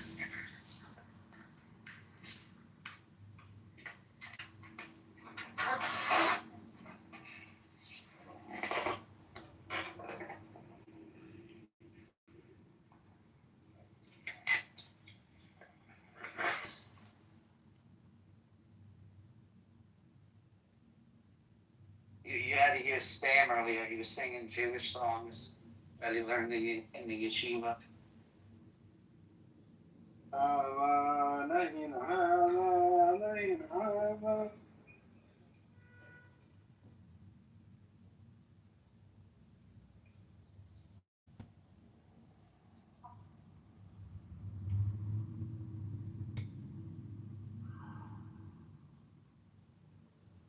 talking about Rome. Like in Rome, infanticide was a very common practice. Okay, can you go get something and like just put that up so I can put that up there real quick? Yeah, I mean, I can find something. I mean, infanticide was pretty big. Why do you think Christians were against abortion? Because of infanticide. Well, why don't we also, while we're waiting for this wonderful little link from Danelle here, one would also just Once again, hold on one second, Kitty. I'm sorry. Like once again, I'm making a cultural argument. Like that's still going to defer to some kind of cultural phenomena, right? And then like even in the same scenario here, you know, it's still reduced. Like you wouldn't say that's so, but go ahead for the conversation. Yeah, I'm happy to go on there. Sure, fair enough. What were you going to say, Kitty? honestly, it's more or less to everyone, but especially Carlos, who has this weirdly unique concept of treating. Though I firmly believe that you are understanding that life happens at fertilization, which is beautiful. But oh, great! Now there's two Johns. But then I just don't see how you cannot make the correlation between that. And if you look at abortions, and I'm saying over the course of the past decade in America, the numbers are not traveling down; they're going up. So it went from like 95% to less than 95% from education, from for being precautious of it, for having Planned Parenthood and everything else. That less than 95% are due to these heinous acts such as rape, incest, or, God forbid, the mother dies, or the baby and the mother dies. So you're looking at less than 95%. Over 95% of all abortions in America over. Hello, Mighty Regal Green Bean. Put me in the queue after Kitty's done. I'm done. You can go on, but I'm just saying. I just want to say based in abortion pill. Was that just a comment? Oh, I was requesting to be put in the queue with the other speakers. If Glorious Green Bean Regal could put me in the queue. Okay, but Universe, you're also Aleister Crowley, so Yeah, I mean, that's not exactly fair. why are two of you? You can't be two here. Well, the Oracle doesn't have to answer every question. I'm requesting 60 seconds to read from what's called a book. So what was your point about reply from Carlos, please. What was your point about the 95% that they represent? They don't like the 5% of like the rapes and the. Well, we're looking at yes, sir. We're looking at less than 5%. Less than 5% of these so-called intruders, like you're talking about. So that means over 95% are not intruders. These are, a miracle of life. This is something that it takes an actual physical action of a wiener going inside a vagina and ejaculating. Whoa, that's disgusting. That's. Well, you know what's more disgusting? People killing babies. Okay, I'm done. Yeah, so I'll go after Carlos. I'm gonna go after you. Yeah, as I was saying to Regal just earlier, like I think it centers around consent. So when someone doesn't consent to the pregnancy, they may then view it as an intruder. So it wouldn't just be that 5%. A lot of like the typical intruder cases, it would be, I don't want this pregnancy, I don't want this in my body. Therefore, the intruder analogy. It makes sense. In those three, actually. That sounds very convenient. That sounds very, very convenient. It means that it is a physical action of a conscious decision, a responsible decision that one is making. And I'm saying that literally overnight. I guess this conversation's going to stop. Oh, I don't have to stop it. I'm just wondering, what's it about? The hokey pokey. Does anybody read books anymore? Or do people just talk all the time, endlessly? Yeah, welcome to Earth. Big Zed, what would you say are the secret doctrines and teachings of the Jewish people? And you should be talking. Yeah, what else are we supposed to do? Mixed, are you familiar with the secret teachings and doctrines of the Jewish people? Silence. Do you know gematria, what the number 70 means, Mixed?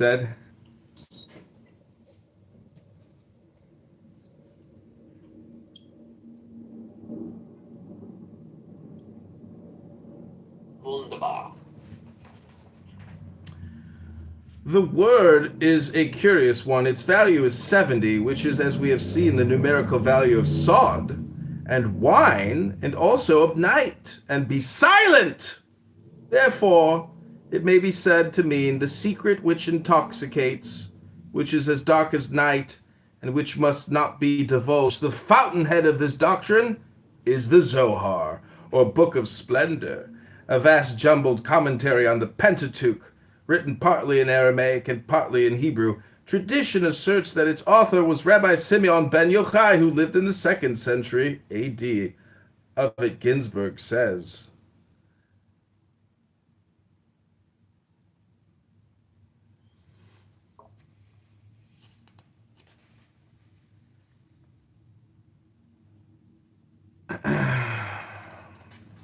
like all other peoples, the Jews realized this, and long before the Kabbalah was known as an occult science, the mysteries of creation, evolution, and dissolution were locked up in their sacred writings.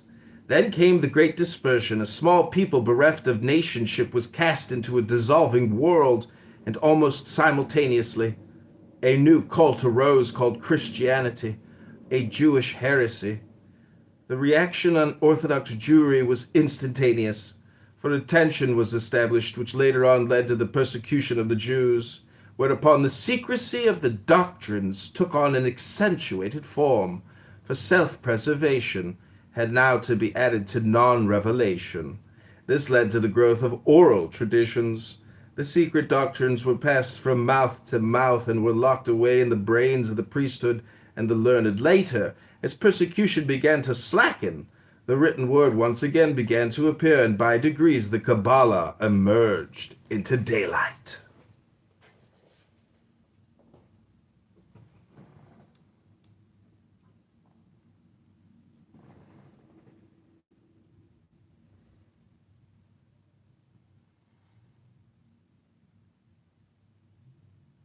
Hello?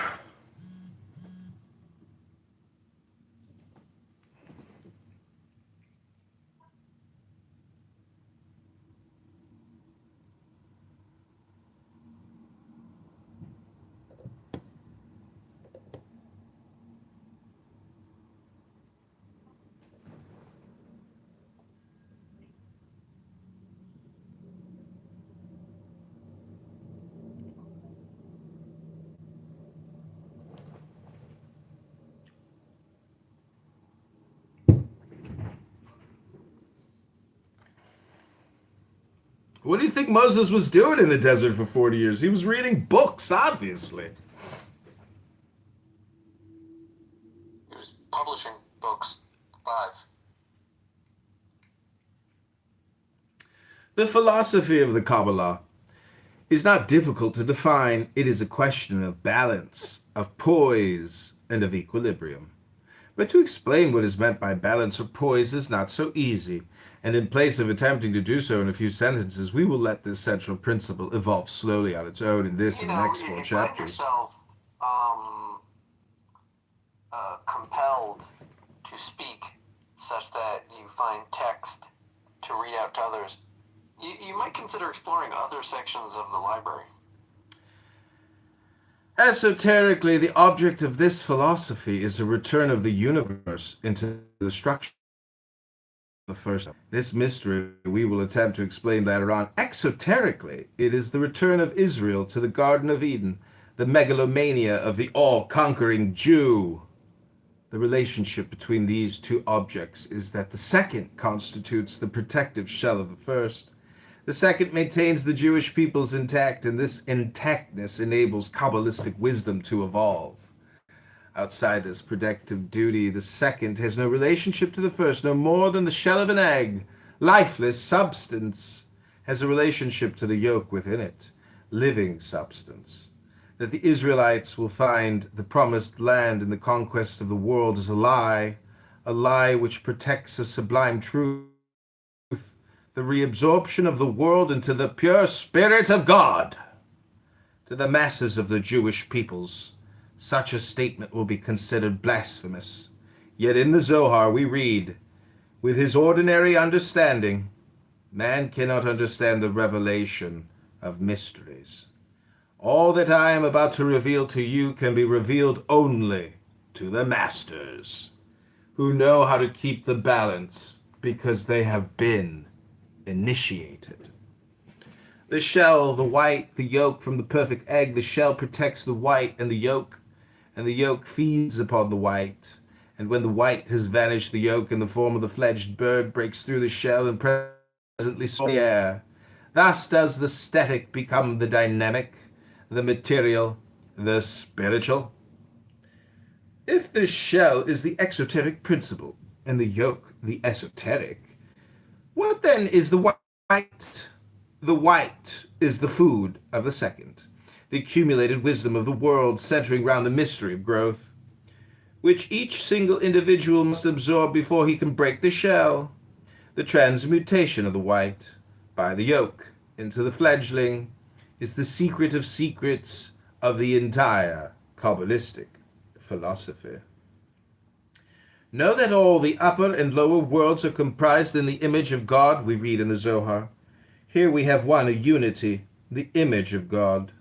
2, a duality, the upper and lower worlds. 3, a trinity, the upper and lower worlds and the image of God. Number 4, a quadruplicity, the Noah, Kitover, the upper world, the lower world, and the image of God. Yet this quadruplicity is in itself a duality. The Noah and the image of God, because this image includes the upper and lower worlds. The absorption of the Noah and the image is the great work, the reestablishment of unity or equilibrium. Concerning the first of these two dualities, Isaac Meyer writes, the basic elements of most of the ancient and to this day of many of the modern religions of the world is the idea of a perfect, invisible universe above, which is the real and true paradigm or ideal model of the visible universe below, the latter being the reflection, a simulacrum or shadow of the invisible perfect ideal above. This idea was fully understood by the ancient Egyptians, as was shown in the deities Nut or Nath, the upper world, Shu or Ma, the intermediary, and Seb, the earth. In India, the same idea is fully set forth in the esoteric books of the Vedas called the Upanishads. It is the supreme ideal Brahma, which is the only true, manifests itself first in Brahma, Vishnu, and Siva, past, present, and future time, and through these in the visible, the last being Maya, or illusion. The temples of most of the archaic peoples of Asia and Egypt were intended to be visible copies of the heavenly temple, the starry firmament called templum, and the same idea is visible in those of the Hebrews. Philo and Josephus represent the temples of the Israelites. It's typical in the visible universe, and this was based on the invisible universe. Amongst the Mohammedans, we find the same idea. The first thing God created was a pen. Indeed, the whole creation is but a transcript. God, when he made the world, did but write it out, that copy, which he had of it in his divine understanding from all eternity. The lesser worlds, microcosmos, or men, are but transcripts of the greater, the macrocosmos, as children and books are the copies of themselves. God takes upon himself spiritual form in the act of creation, which is pure light transfigured into visible light, which is the relationship between the eyes and pure light. Pure spirit can only be sensed as a relation, which we call spirituality, the relationship between the third eye and pure spirit. God to this third eye is not nothing, he is all things. For when this eye is open, he can be seen everywhere. The idea ex nihilo nihil fil from nothing nothing is made is abhorrent to the Kabbalah. Not anything, says the Zohar, is lost in the universe, not even the vapor which goes out of our mouths. As all things, it has its place and its destination, and the Holy One, blessed be it, makes it concur to its works. Not anything falls into the void, not even the words and the voice of man, but all has its place and its destination. The Kabbalist Abram Ben Dior writes, then they, the Kabbalists, affirm that all things have been drawn from nothing, not nothing. They do not wish to speak of nothing, properly to say, for never can being come from non-being. But they understand by non-being that which one can conceive of, neither by its cause or its essence. It, the no-thing, is, in a word, the cause of causes. It is it whom we call the primordial non-being, because it is anterior to the entire universe. Though the Kabbalah recognizes but one primordial cause, it also recognizes two complementary elements, the one incorruptible and vital, which reveals itself as a spiritual energy, and the other corruptible and inert, always tending to dissolve and return to its original atoms. The first is bliss, the second is hate. The first is symbolized by the angelic hosts, the second by the demon hordes, good and evil. For as Isaiah says, I form the light and create darkness. I make peace and create evil. I, the Lord, do all these things. The spirit which we sense through our third eye is not God as the primordial cause or no-thing, but as it were the thought of this cause. He constituted in the first place a point of light, which became the divine thought. Our consciousness is the mirror which catches the rays of this thought. Therefore, all thoughts are images of God's thought, and the more spiritual, alive, or consciousness becomes, the more perfect are these images, which are not illusions, but symbols of reality. Simon ben Yochai stretched out his hands and cried, Now ponder well upon all that I have this day revealed unto you, and know that none of these celestial palaces are light, nor are they spirits, nor are they souls, nor are they any form that may be seized hold of by any means of the senses. God to this third eye is not nothing. He is.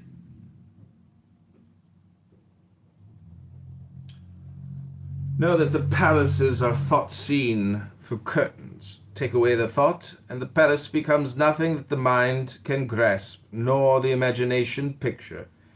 And know finally that all the mysteries of the faith lie in this doctrine, that all that exists in the upper world is the light of thought, the infinite. Lift the curtain, and all matter appears immaterial.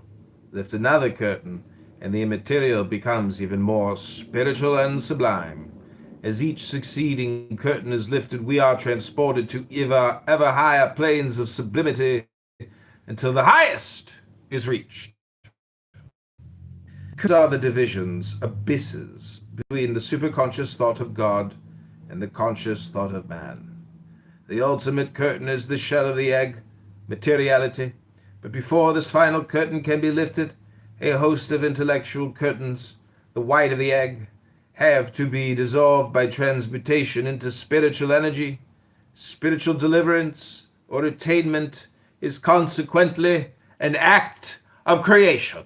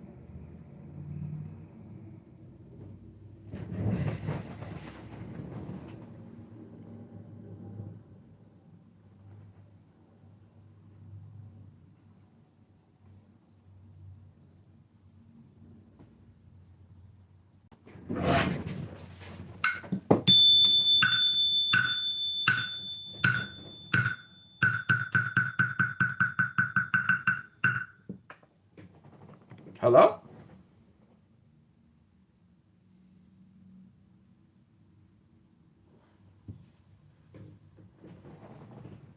Hello?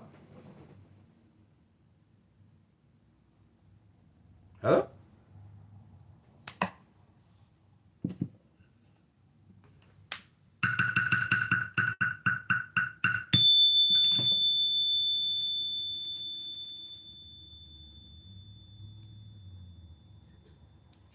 The shell, the white, the yolk from the perfect egg. The shell protects the white and the yolk feeds upon the white.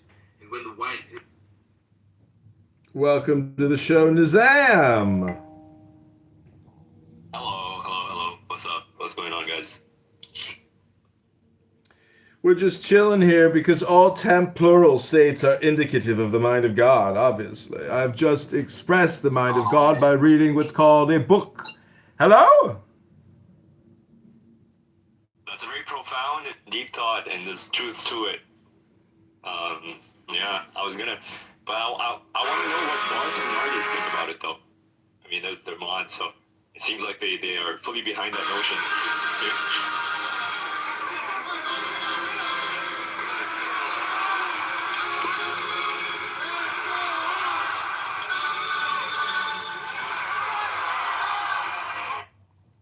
And they're not available. That's so sad.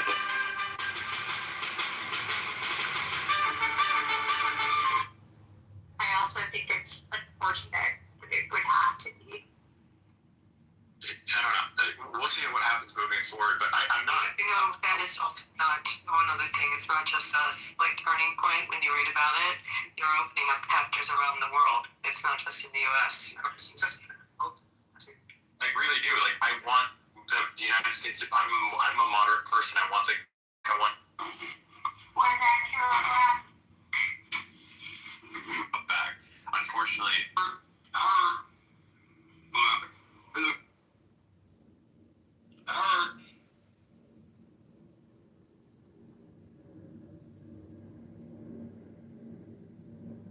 Hello?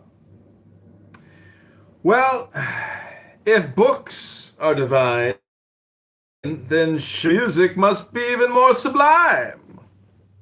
Hello? The object of most of the foregoing practices will not be clear to you, but at least who will deny they have trained you in determination, accuracy, introspection, and many other qualities which are valuable to all men in their ordinary avocations, so that in no case will your time have been wasted. That you may gain some insight into the nature of the great work which lies beyond these elementary trifles.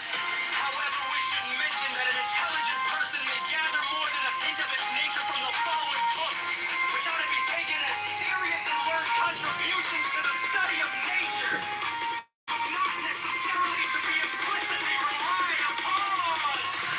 We king as we says.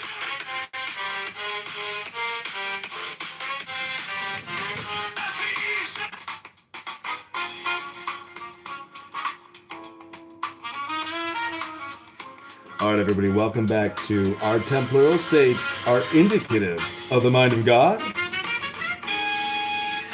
This is Mayor Kitover. City lights are glowing amid with dust. Streets are humming low with a restless trust. Skyline caught in gold, lakefront shimmering slow. Dreaming of a better day, just let me grow. Yeah, let me grow. And the wind on my face, it feels like a spark. Talking about a future that can light this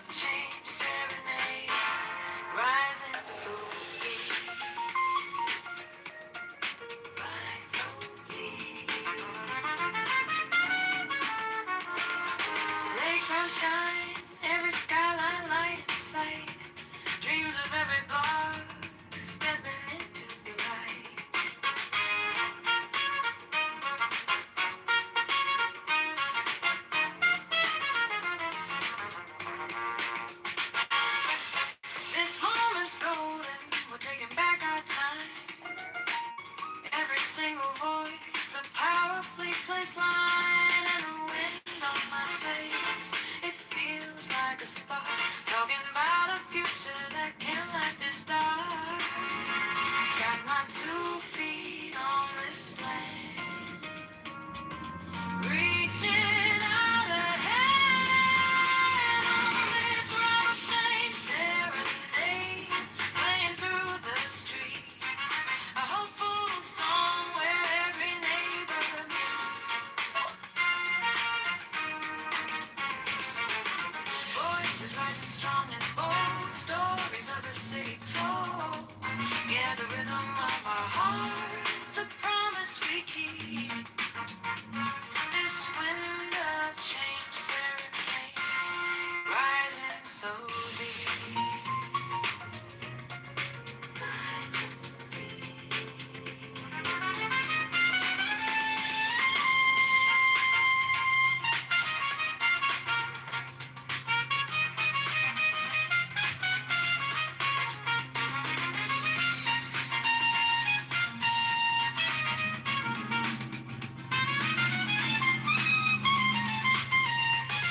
It's a slow shift in the breeze, put our worries at ease. Hear the sound of the city calling out to be free. Oh, this wind of change serenade, playing through the streets. Feel wet European shampoo, Palmer? Precisimo.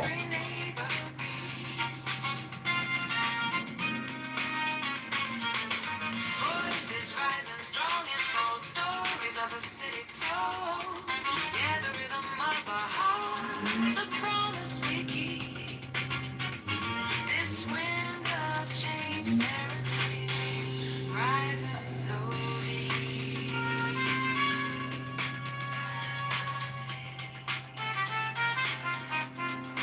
Wind of change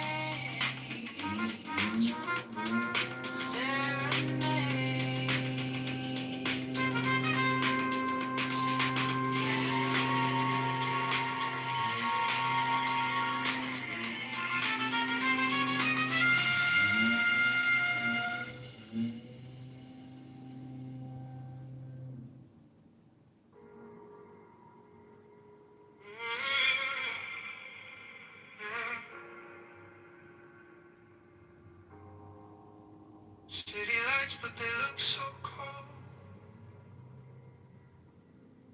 Every promise already sold. Running circles inside my mind. Dreaming of a freer time. Maybe we're just scared to try. Maybe we believe the lie. Holding back what we can't ignore. There's gotta be something more. I hear a voice inside my chest saying don't settle for less. I'm craving change. I need to feel something real.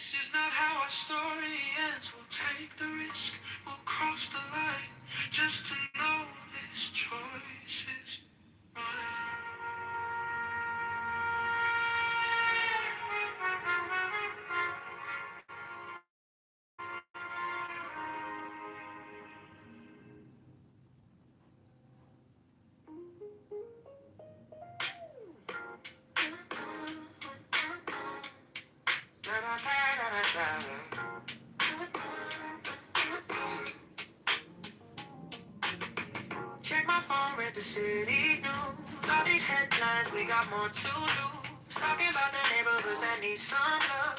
Dreaming about a leader we can be proud of. On the south and the west, every single block. Time to build it up, time to talk that talk. We're trying to move on, trying to find our way. Lift the whole town up every day. The rhythm's here, the vibe is strong. Voice of the people gonna sing this song. Now we filling up the empty space. Every street and every place. A little bit of hope, a little bit of change. Rising like a beat in the pouring rain. Go to Chicago, make our.com. Go Chicago strong, keep pushing on. Go John Kitover, lift up every space. John Kitover, 2020 sun for this place.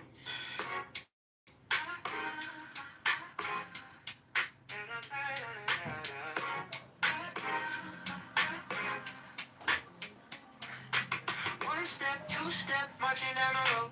Every single ward in election mode. Future of the city in the people's hands. Time to back a vision with some real plans. Tax reform talk, make the burden fair.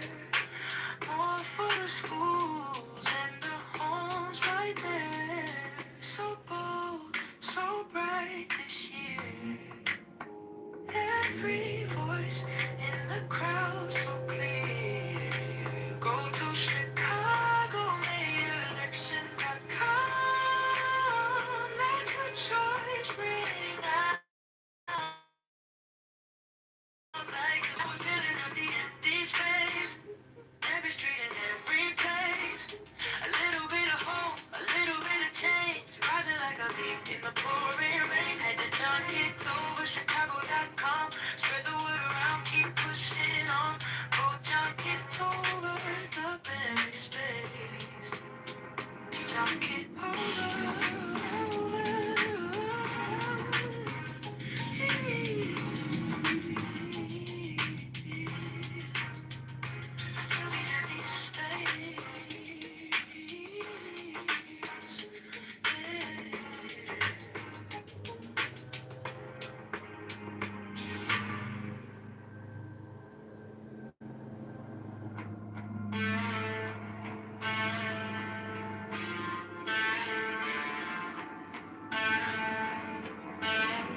You said elections coming Tuesday. By Thursday, signs are on. See the posters on my corner. Name in red and white and strong. Phone lights up with all the headlines. Futures calling, streets undone. Every ward in every station. Every vote, it starts with one. John, get over. Chicago, rise up.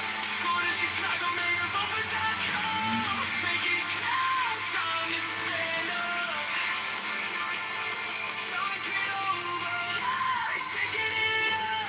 Tax reform for every parking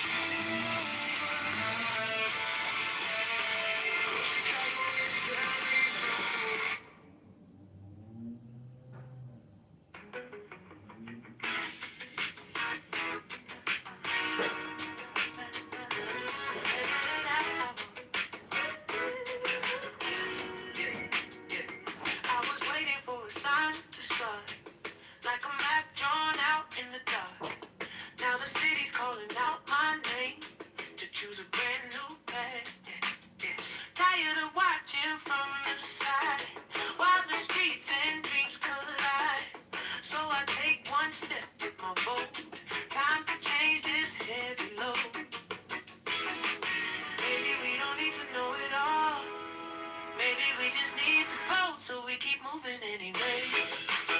Chicago choose a brighter day. Go to Chicago, may a vote for calm. Let your voice lead the way. Every choice rewires me. Every vote unlocks the key. We want tax reform today. Vote John Kitover, pave the way. Now still riding in our heads, but it won't get the final say. We can rise and stand as one. Grow Chicago starting today. We don't need a perfect line, just a reason, just a sign.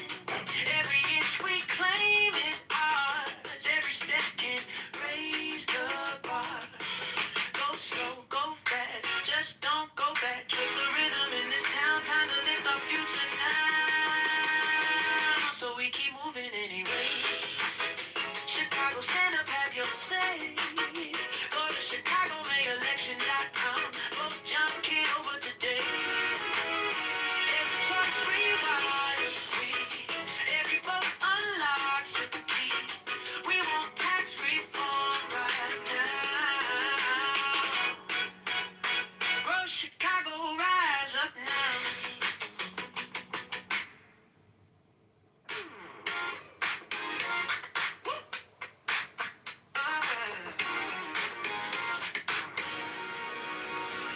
You walk in, like the politicians live so grand. Every head just starts to shift. Names like, kitchen light inside the room. John K. On your lips like something new. You pull me closer by the collar. Say I don't usually even bother, but tonight you wanna balance. We can make this together. You got me doing up the midnight force. Yeah, right here in the center of a room. Pen in my hand, future we're planning. Word after word, we're changing the rules. You got me doing up the midnight force. Looking like I'm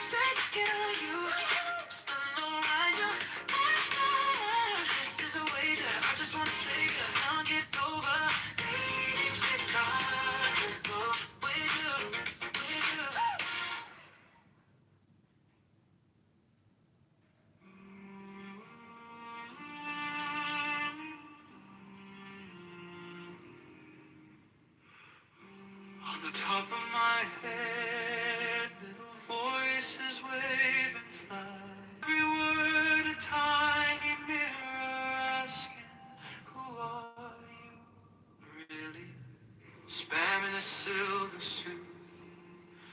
Politics in painted shoes. Comedy juggling. Our fears are tracing halos on them.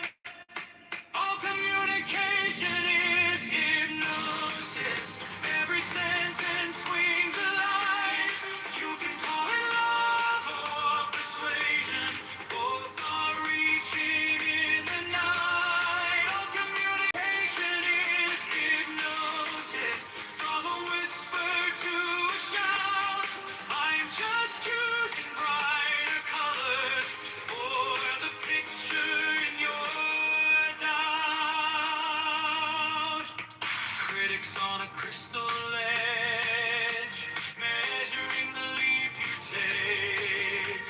Love letters in your junk folder, still trying to rearrange you. Persuasion in a lab coat, informative, kind of glowing. Here's a future you could live, hey, if you let it in your bloodstream. All communication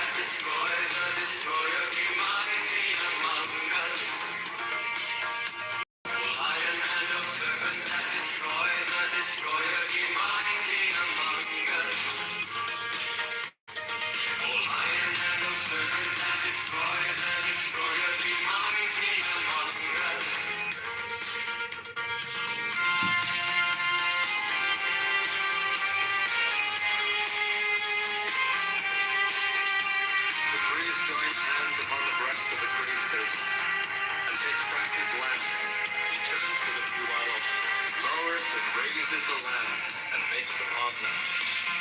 Do what thou wilt shall be the whole of the law.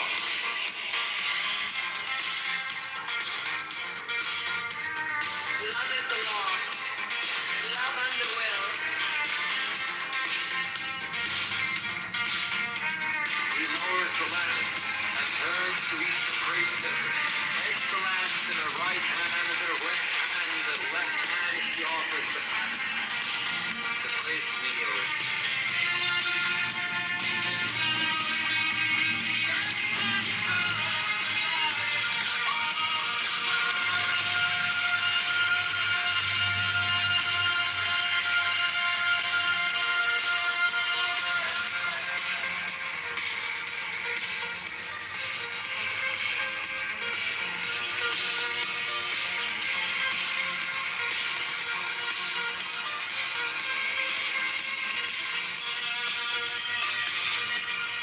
He takes the host with the right hand, makes with it on the paten, and consumes it. Silence the priestess takes, uncovers, and offers the cup as before.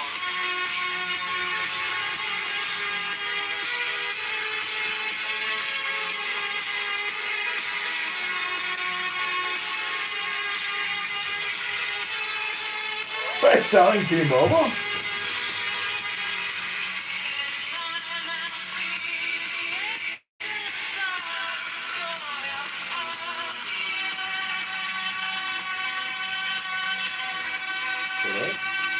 No.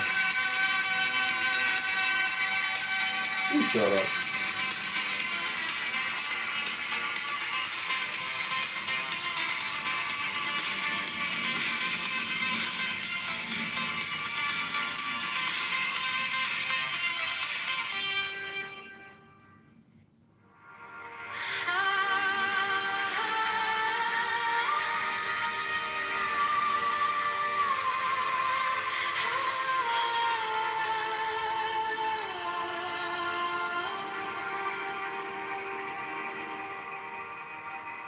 Thou who art I, beyond all I am, who has no nature and no name, who art when all but thou art gone, thou center. Listen to this, my friend.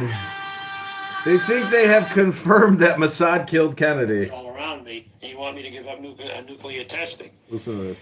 And Kennedy, have them go the way the book does.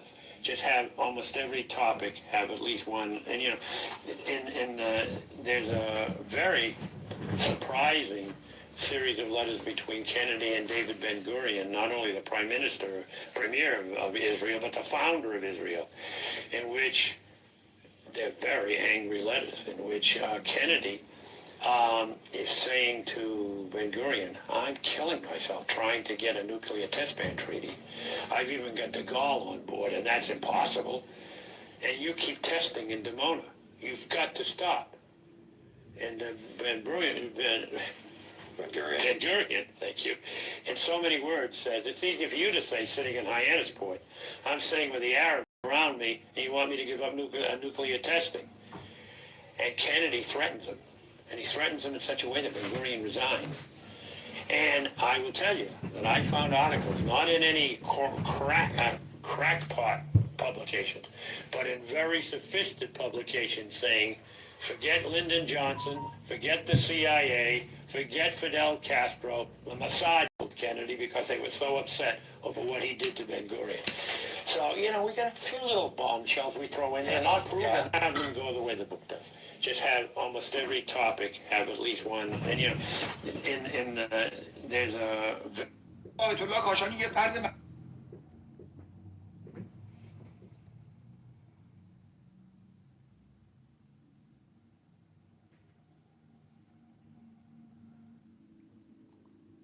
Somebody messaged me on Instagram and told me, shut up! So I wrote back, shut up? You shut up! That's how stupid life is. But, you know, Thing about Instagram comments is it's like you don't even want to click on them because you can't really even read them in the notification. So it's like, who cares what people say? The point is, I only post comments because I want people to look at my account.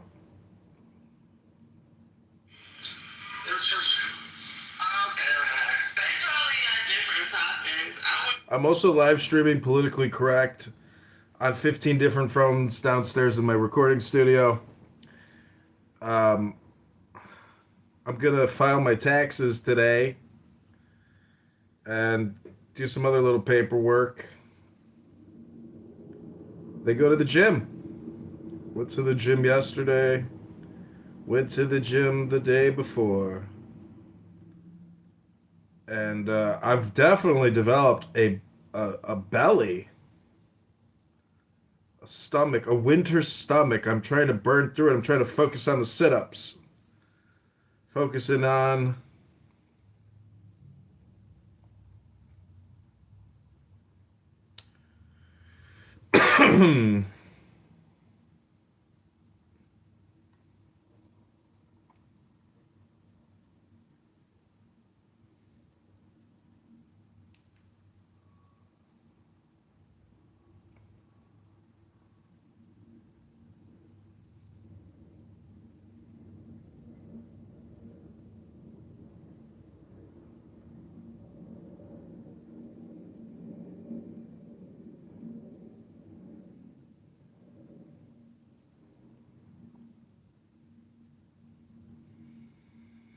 Okay, if you haven't taken the deepest breath of the day yet today,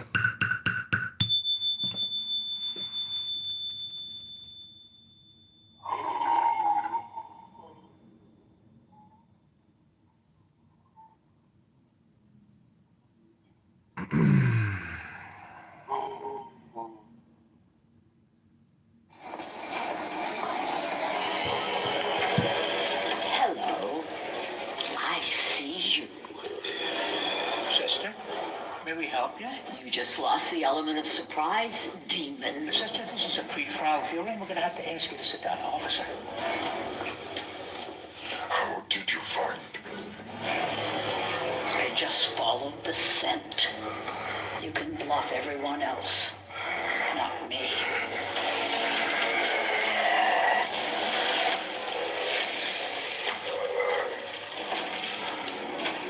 I want you here. I have a free hook for you. Oh, terrified. Terrified. Oh.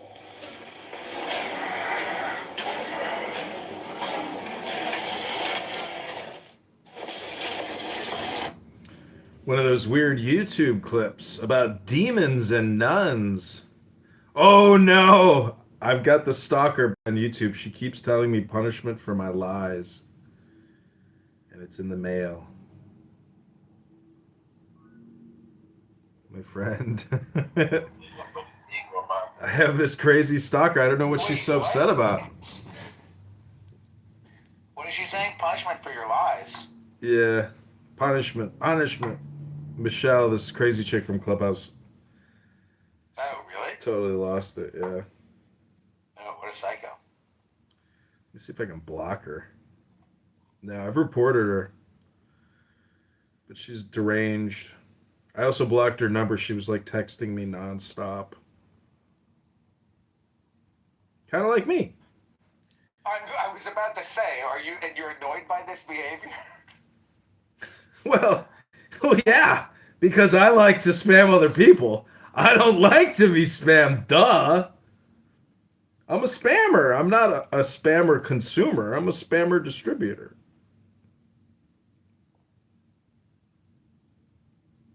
I don't. Poor thing, you know. Some people's brains, they just they lose capability, and next thing you know, you're just like disabled. Do you have a dishwasher? Yeah, I spend a lot of time doing dishes. washing dishes. If you make it into a Zen meditation of awareness, then it's actually not washing dishes.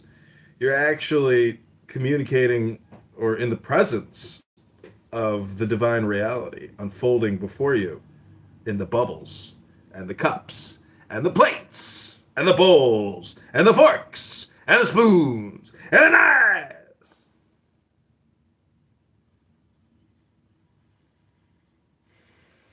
If you knew how lazy I was, my friend, you would be amazed. Because, you see, we are conditioned to work incessantly, nonstop, you know? But doing laundry and doing dishes are two of those very low value activities. You know, it's not like reading a book. So I don't actually put my dishes away. I like put them all over the counters and then I wait for that to build. Then I put it in the dishwasher. And then same thing with clothing. I actually have bags and bags of clothing, a lot like your PTR.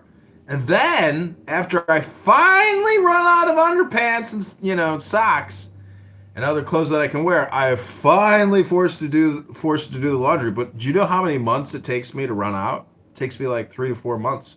I only do laundry 3 times a year, my friend. Because I do it all at once. I do like my whole wardrobe at one time. That's insane. Over like 2 days. But just think about how much time I save, because some people do laundry every week. I only have to do laundry 3 out of 52 weeks. Do you know how much time I save from that? And it's all because I just decided to buy a ton of underwear. A ton of socks.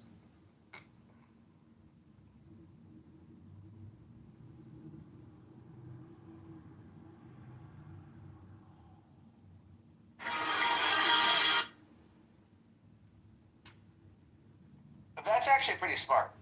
How many pairs of underwear would you say that you have? I don't know, like 60?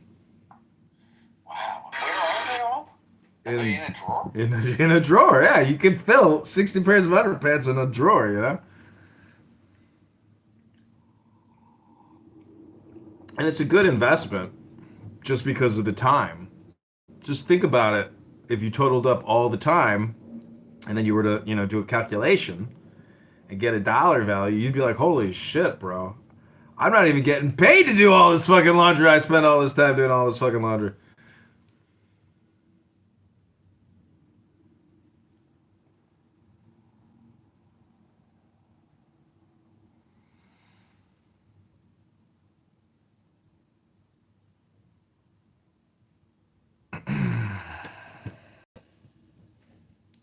Okay. We are going to create more videos on YouTube of me reading books. Because all communication is hypnosis. And when people watch my beautiful bald head, I want them to hear something intelligent. I don't want them to hear me making fun of people on Clubhouse and abusing and roasting them and harassing them with how stupid they are for talking all the time, because they don't even know that silence is the secret. They're supposedly talking about the secret all the time on this app and their special proprietary religious association, but they're never talking about shutting the fuck up and being silent and meditating in peace. Enjoy. Instead, it's this horrible argument all the time of McZed yelling at people like he's in the courtroom. Oh, McZed, we hate it. It's so annoying. Just read a book, McZed. Slow down. Wait, slow down. Slow down. Ugh, McZed, if you were my attorney, I'm sure we'd win, but at what cost? Was it worth it? I don't think so, McZed. See, the funny thing is, all these people are actually drug addicts. Turns out they all are meth addicts. And I'm not making this up. McZed is a meth addict. Fucking Barth is a meth addict. All these guys who come here for the religious dopamine juice, they're all high on meth. And they're all sitting there debating, their particular position. But they fail to see a universal truth known as Kabbalah. I don't understand it. Or the Tao. How do you ignore Hinduism? How? It's got over 1 billion people that are interested in it. There's a lot of Hindus. They don't get a fucking say into your conversations at all? Hello?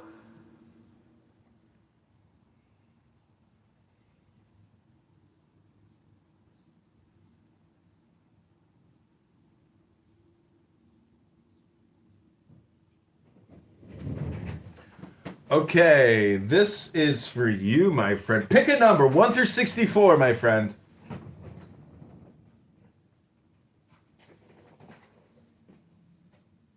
Hello? 55.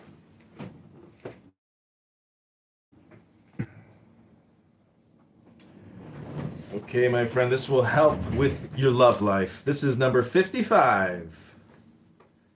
Fullness. The card says that this is a moment of fullness. The ardent flame of the vital force explodes with a crash and a thunder, canceling itself and canceling any inhibition of the conscience. Any sense of apathy vanishes. You are before a vital experience. Maybe you perceive it as death. Fear it not, for maybe, for the first time, you are alive. Fullness! Number 55.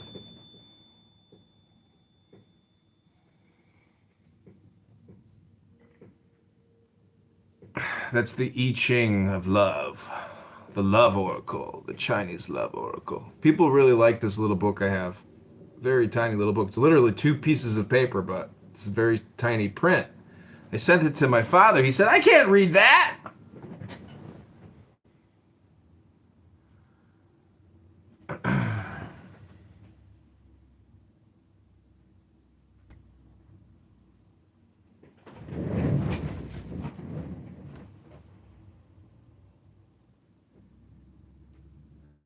Woo! Caught you, baby.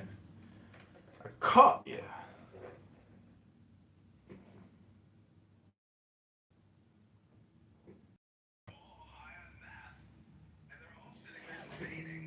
The particular position. But they fail to see a universal truth known as Kabbalah. I don't understand it.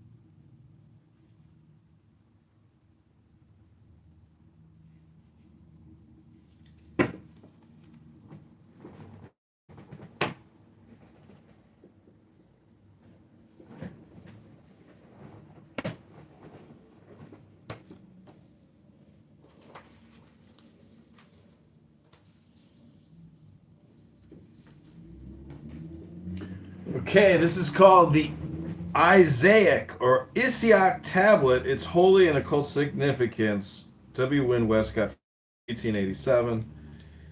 There is only 22 of these books in existence. It comes in a velvet purple like luxury thing. It's from 1887. It's very expensive. It's the Mensa Isaica. It's incredible. You probably have never heard of this, but it's called The Photograph of Westcott's of the Isis Tablet. Are you aware of what the Isis Tablet is? It's at the Egyptian Museum in Turin. No idea. It's the Tabula Babina Savimensa Isaica. It's an ancient Egyptian tablet. It's very complicated. There's a transcription of the Isis tablet from Athanasius Kircher, Oedipus Aegyptiacus in 1655. It's an incredibly complicated Egyptian hieroglyph of incredible significance and beauty. And this rare book translated by this master mage, Westcott, the Supreme Magus. It's called the Isiac Tablet of Cardinal Bembo. This curious relic of an age long past cannot fail to attract the attention of every earnest student of the mysteries. Its beauty of design, its careful execution, its obvious antiquity, its certain connection with that most incomprehensible scheme of religion, the Egyptian, all combine to fascinate the mind and stimulate the intellect in a search for the explanation of the purpose and meaning of this very elaborate pictorial work of art. Mysterious in its conception, of unknown origin, and of peculiar workmanship, the tablet merits examination and research. From the time of the learned Orientalist Kircher and of the classic Pignorius, many eminent archaeologists and men of letters have devoted their energies to the elucidation of hidden objects, who must have been as erudite in all the arts and wisdom of the Egyptians, as he was skillful in execution. The well-known names of Mount Fahon, Shuckford, Warburton, Kaesler, Kalis, the Abbé Bagnier, the Abbé Pluchet, Jablonski, Kenneth Mackenzie, Keneally, Wilkinson, Eliphas Levi, and Bonwick, all of whom have ventured some opinions, are sufficient proof of the worldwide interest that this Mensa Isaica has aroused. Many years have now passed away since the author made a labor of love of the drawing of the tablet from which the photogravure in this volume was taken, and his drawing being finished, his work seemed incomplete until he had supplied as its companion an explanatory treatise. However scanty and imperfect it may be deemed, he begs the indulgence of many a learned reader for its shortcomings, and if he has apparently undervalued the opinions of the modern school of scientific Egyptology, it is only because of his conviction that the tablet is essentially an esoteric character, therefore insusceptible of ordinary methods of interpretation. The photogravure, provided with this little volume, 10 ins by 8 inches, is of course much smaller than the original, which is approximately 50 inches in breadth. So far as can be ascertained, the tablet has not been engraved or printed in its entirety since 1719, when it was published in France by Mount Faucon, and it has never been printed in England. The Isaac tablet is of bronze. The designs are inlaid upon its upper surface and are composed partly of silver and partly of a dark-colored enamel, which is somewhat the tint of steel in yellow work. Some portions of the silver ornamentation are missing. Perhaps they've been removed by force for their intrinsic value during the turbulent Middle Ages, although it is possible they may have become loosened and lost by accidental violence. Around the whole, the tablet is a border of small designs, or limbus, as Kircher called it. At each corner is a many-petaled rose-like flower.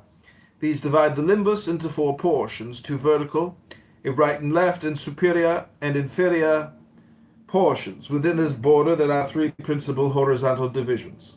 The upper and lower regions are of equal depth.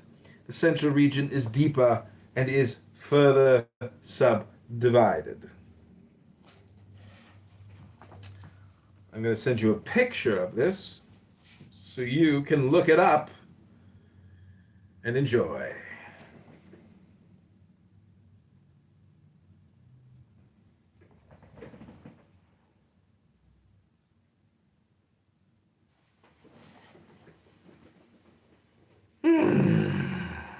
Zach de la Ruda.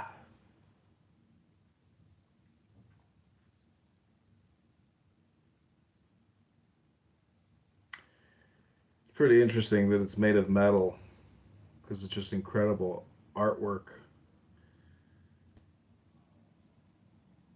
50 inches long, so about 5 feet by almost 3 feet. Wow, it's like a bunch of pictographs. Hieroglyphics.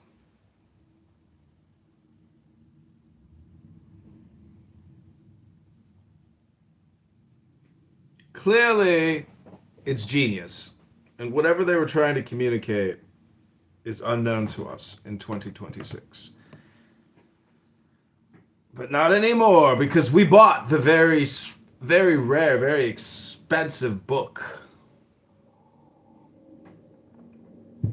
It's only 22 copies.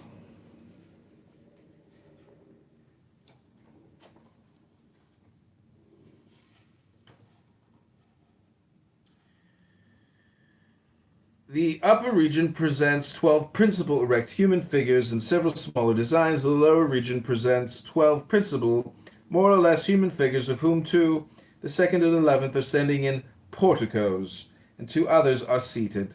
The fifth and the eighth, there are also interspersed among these several smaller figures, as a boy, a dog-headed human figure, a cat, a bird, and other curious mystic designs.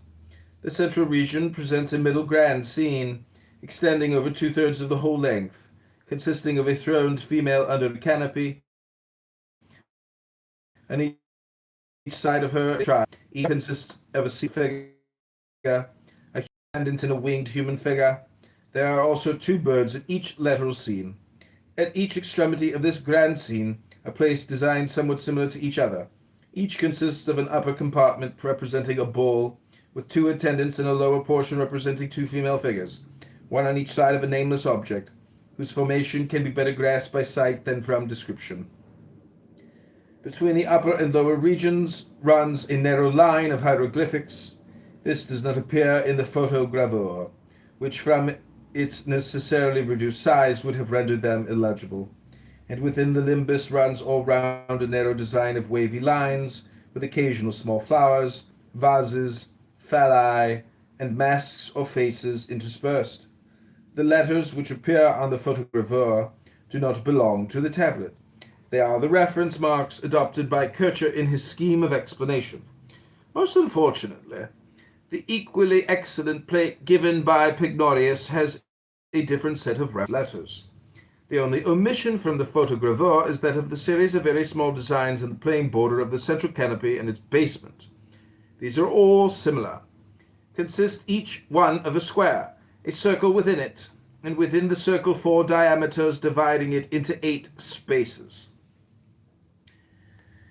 It will not be necessary to describe each figure minutely, as the plate can be referred to, and comments on each figure will be found later on, especially in the detailed explanation of Kircher, and the shorter references to other authors. Many curious and esoteric notes and suggestions of my own will be found scattered through this volume, and are especially assigned to the conclusion. The title, heading the photogravure, does not belong to the tablet. It is the superscription given by Kircher to his drawing of the tablet, and reads as follows: a true and genuine copy of the Isiac tablet, a more ancient brazen tablet, engraved with the second letters of the Egyptians, for the first time produced from the Museum of Torquatus Bembo in the year 1559. Hence it is called Bembini. Aeneas Vicus of Parma published it and dedicated it to the Ferdinand Caesar I.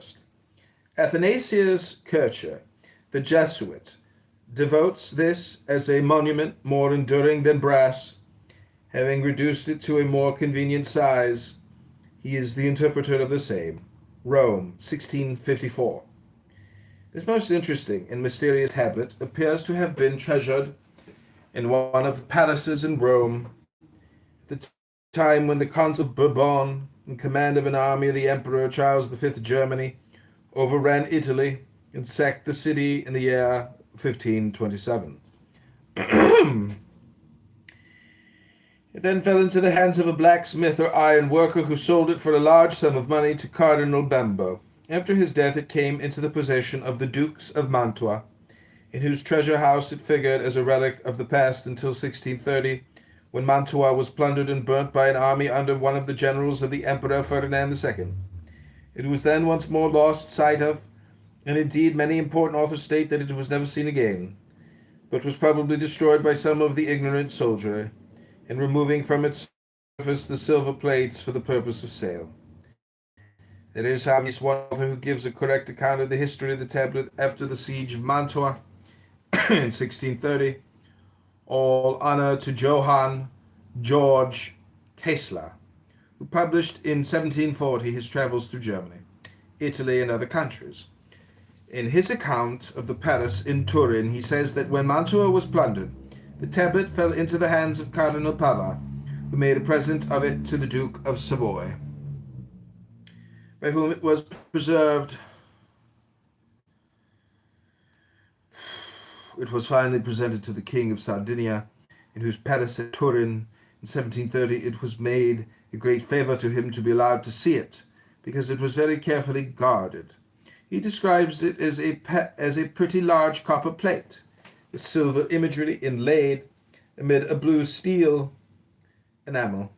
He states that Pignorius's large plate is the real size, and that Montfaucon has in his copy inverted it. This is an error, but Herwart de Hohenberg has done so. The Guide to Northern Italy by Murray states that the tablet is now exhibited in Turin at the Museum of Egyptian Antiquities. He gives as the dimensions 4 feet 2 inches by 2 feet 5.5 inches. He states, without giving authorities, that it was first discovered on Mount Aventine in Rome, at a spot where a temple to Isis once stood. Having been again lost at the sack of Rome, it was found in 1709 at Turin, carried away to Paris in 1797, and returned to Italy at the peace. He suggests that it was made in the time of the Roman Emperor Hadrian. Bedecker, also without quoting any authority, states that the tablet was first found in 1549 during the papacy of Paul III at the Villa Caffarelli at Rome. Aeneas de Vico, who published his splendid identical-sized drawing of the tablet in 1559 in Venice, gives the following as the title: Vetutissime tabulae Aneae hieroglyphics hoc est sacris Egyptiorum litteris celatae typos, quem ex Torquati Bembe Museo and MDLIX Aeneas Vicus Paramensus editit, ac imp Caius Ferdinando dedicavit nunc denuo publicae utilitalis ergo e tenebris in lucem prodit. This volume has no history of the tablet nor any attempted description. Second edition appeared also at Venice in 1600, published by Jacques Franco. Caylus prints a copy of this one. John George Herwart de Hohenberg has also reproduced a drawing of the tablet in his work Thesaurus Hieroglyphicorum in 1610, and a diagram professing to explain it in his Admiranda Ethnicae Theologiae Mysteria, 1625. In this latter book, he suggests that the tablet is a sort of nautical map, and that all the figures are points of the compass.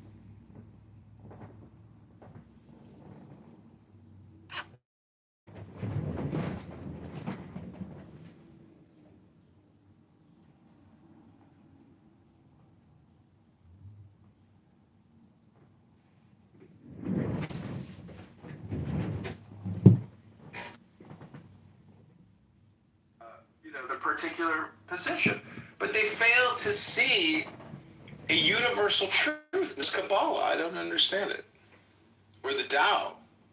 How do you ignore Hinduism? How? It's got over 1 billion people that are interested in it. There's a lot of Hindus. They don't get a fucking say into your conversations at all?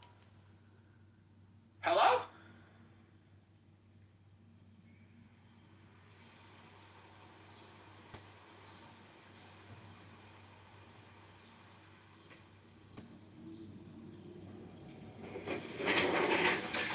Okay, this is for you, my friend. Pick a number, 1 through 64, my friend.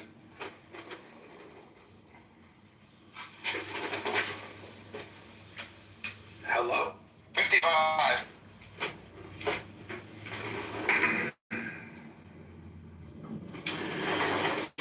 Okay, my friend, this will help with your love life. This is number 55. Fullness. The card says that this is a moment of fullness. The ardent flame of the vital force explodes with a crash and a thunder, canceling itself and canceling any inhibition of the conscience. Any sense of apathy vanishes. You are before a vital experience. Maybe you perceive it as death. Fear it not, for maybe, for the first time, you are alive.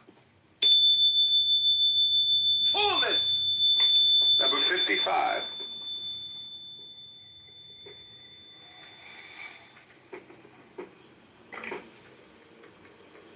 That's the I Ching of love. The love oracle, the Chinese love oracle. People really like this little book I have. Very tiny little book. It's literally 2 pieces of paper, but it's a very tiny print. I sent it to my father. He said, I can't read that.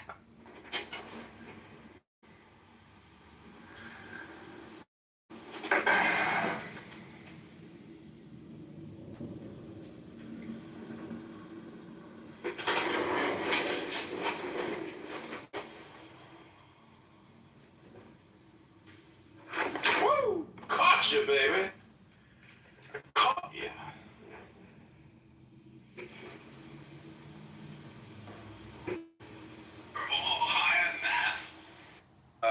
The particular position. But they fail to see a universal truth known as Kabbalah. I don't understand it. Or the Tao.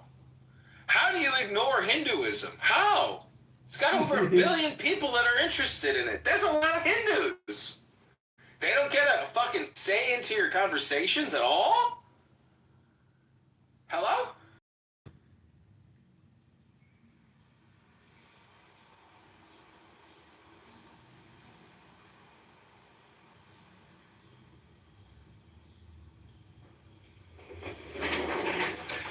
Okay, this is for you, my friend. Pick a number, 1 through 64, my friend.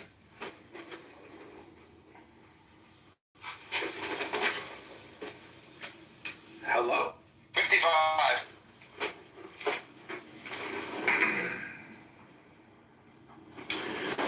Okay, my friend, this will help with your love life. This is number 55. Fullness. The card says that this is a moment of fullness. The ardent flame of the vital force explodes with a crash and a thunder, canceling itself and canceling any inhibition of the conscience. Any sense of apathy vanishes. You are before a vital experience. Maybe you perceive it as death.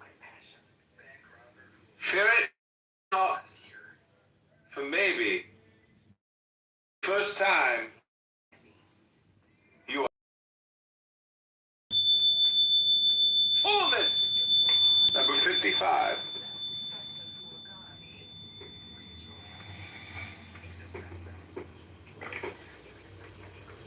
That's That's the I Ching of love. The love oracle, the Chinese love oracle. People really like this little book I have. Very tiny little book. It's literally 2 pieces of paper, but it's very tiny print. I sent it to my father. He said, I can't read that.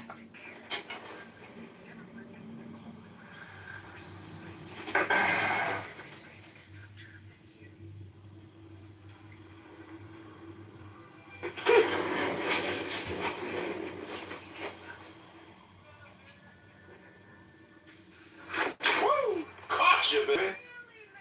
I caught you.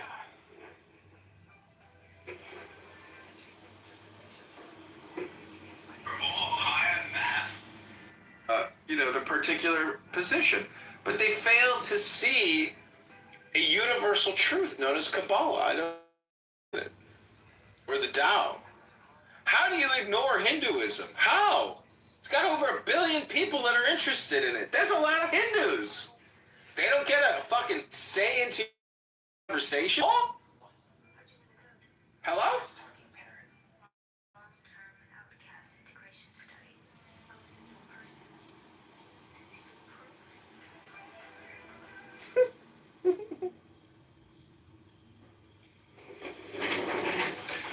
Okay, this is for you, my friend. Pick a number, 1 through 64, my friend.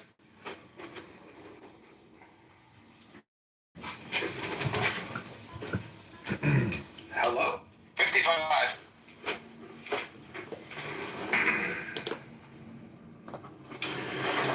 Okay, my friend, this will help with your love life. This is number 55. Fullness. The card says that this is a moment of fullness. The ardent flame of the vital force explodes with a crash and a thunder, canceling itself and canceling any inhibition of the conscience. Any sense of apathy vanishes.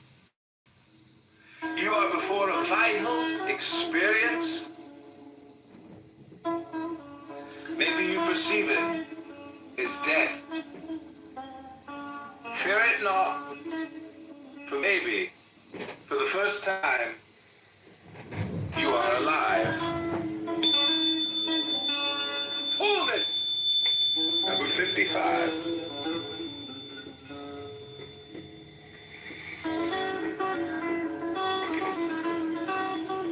That's the I Ching of love.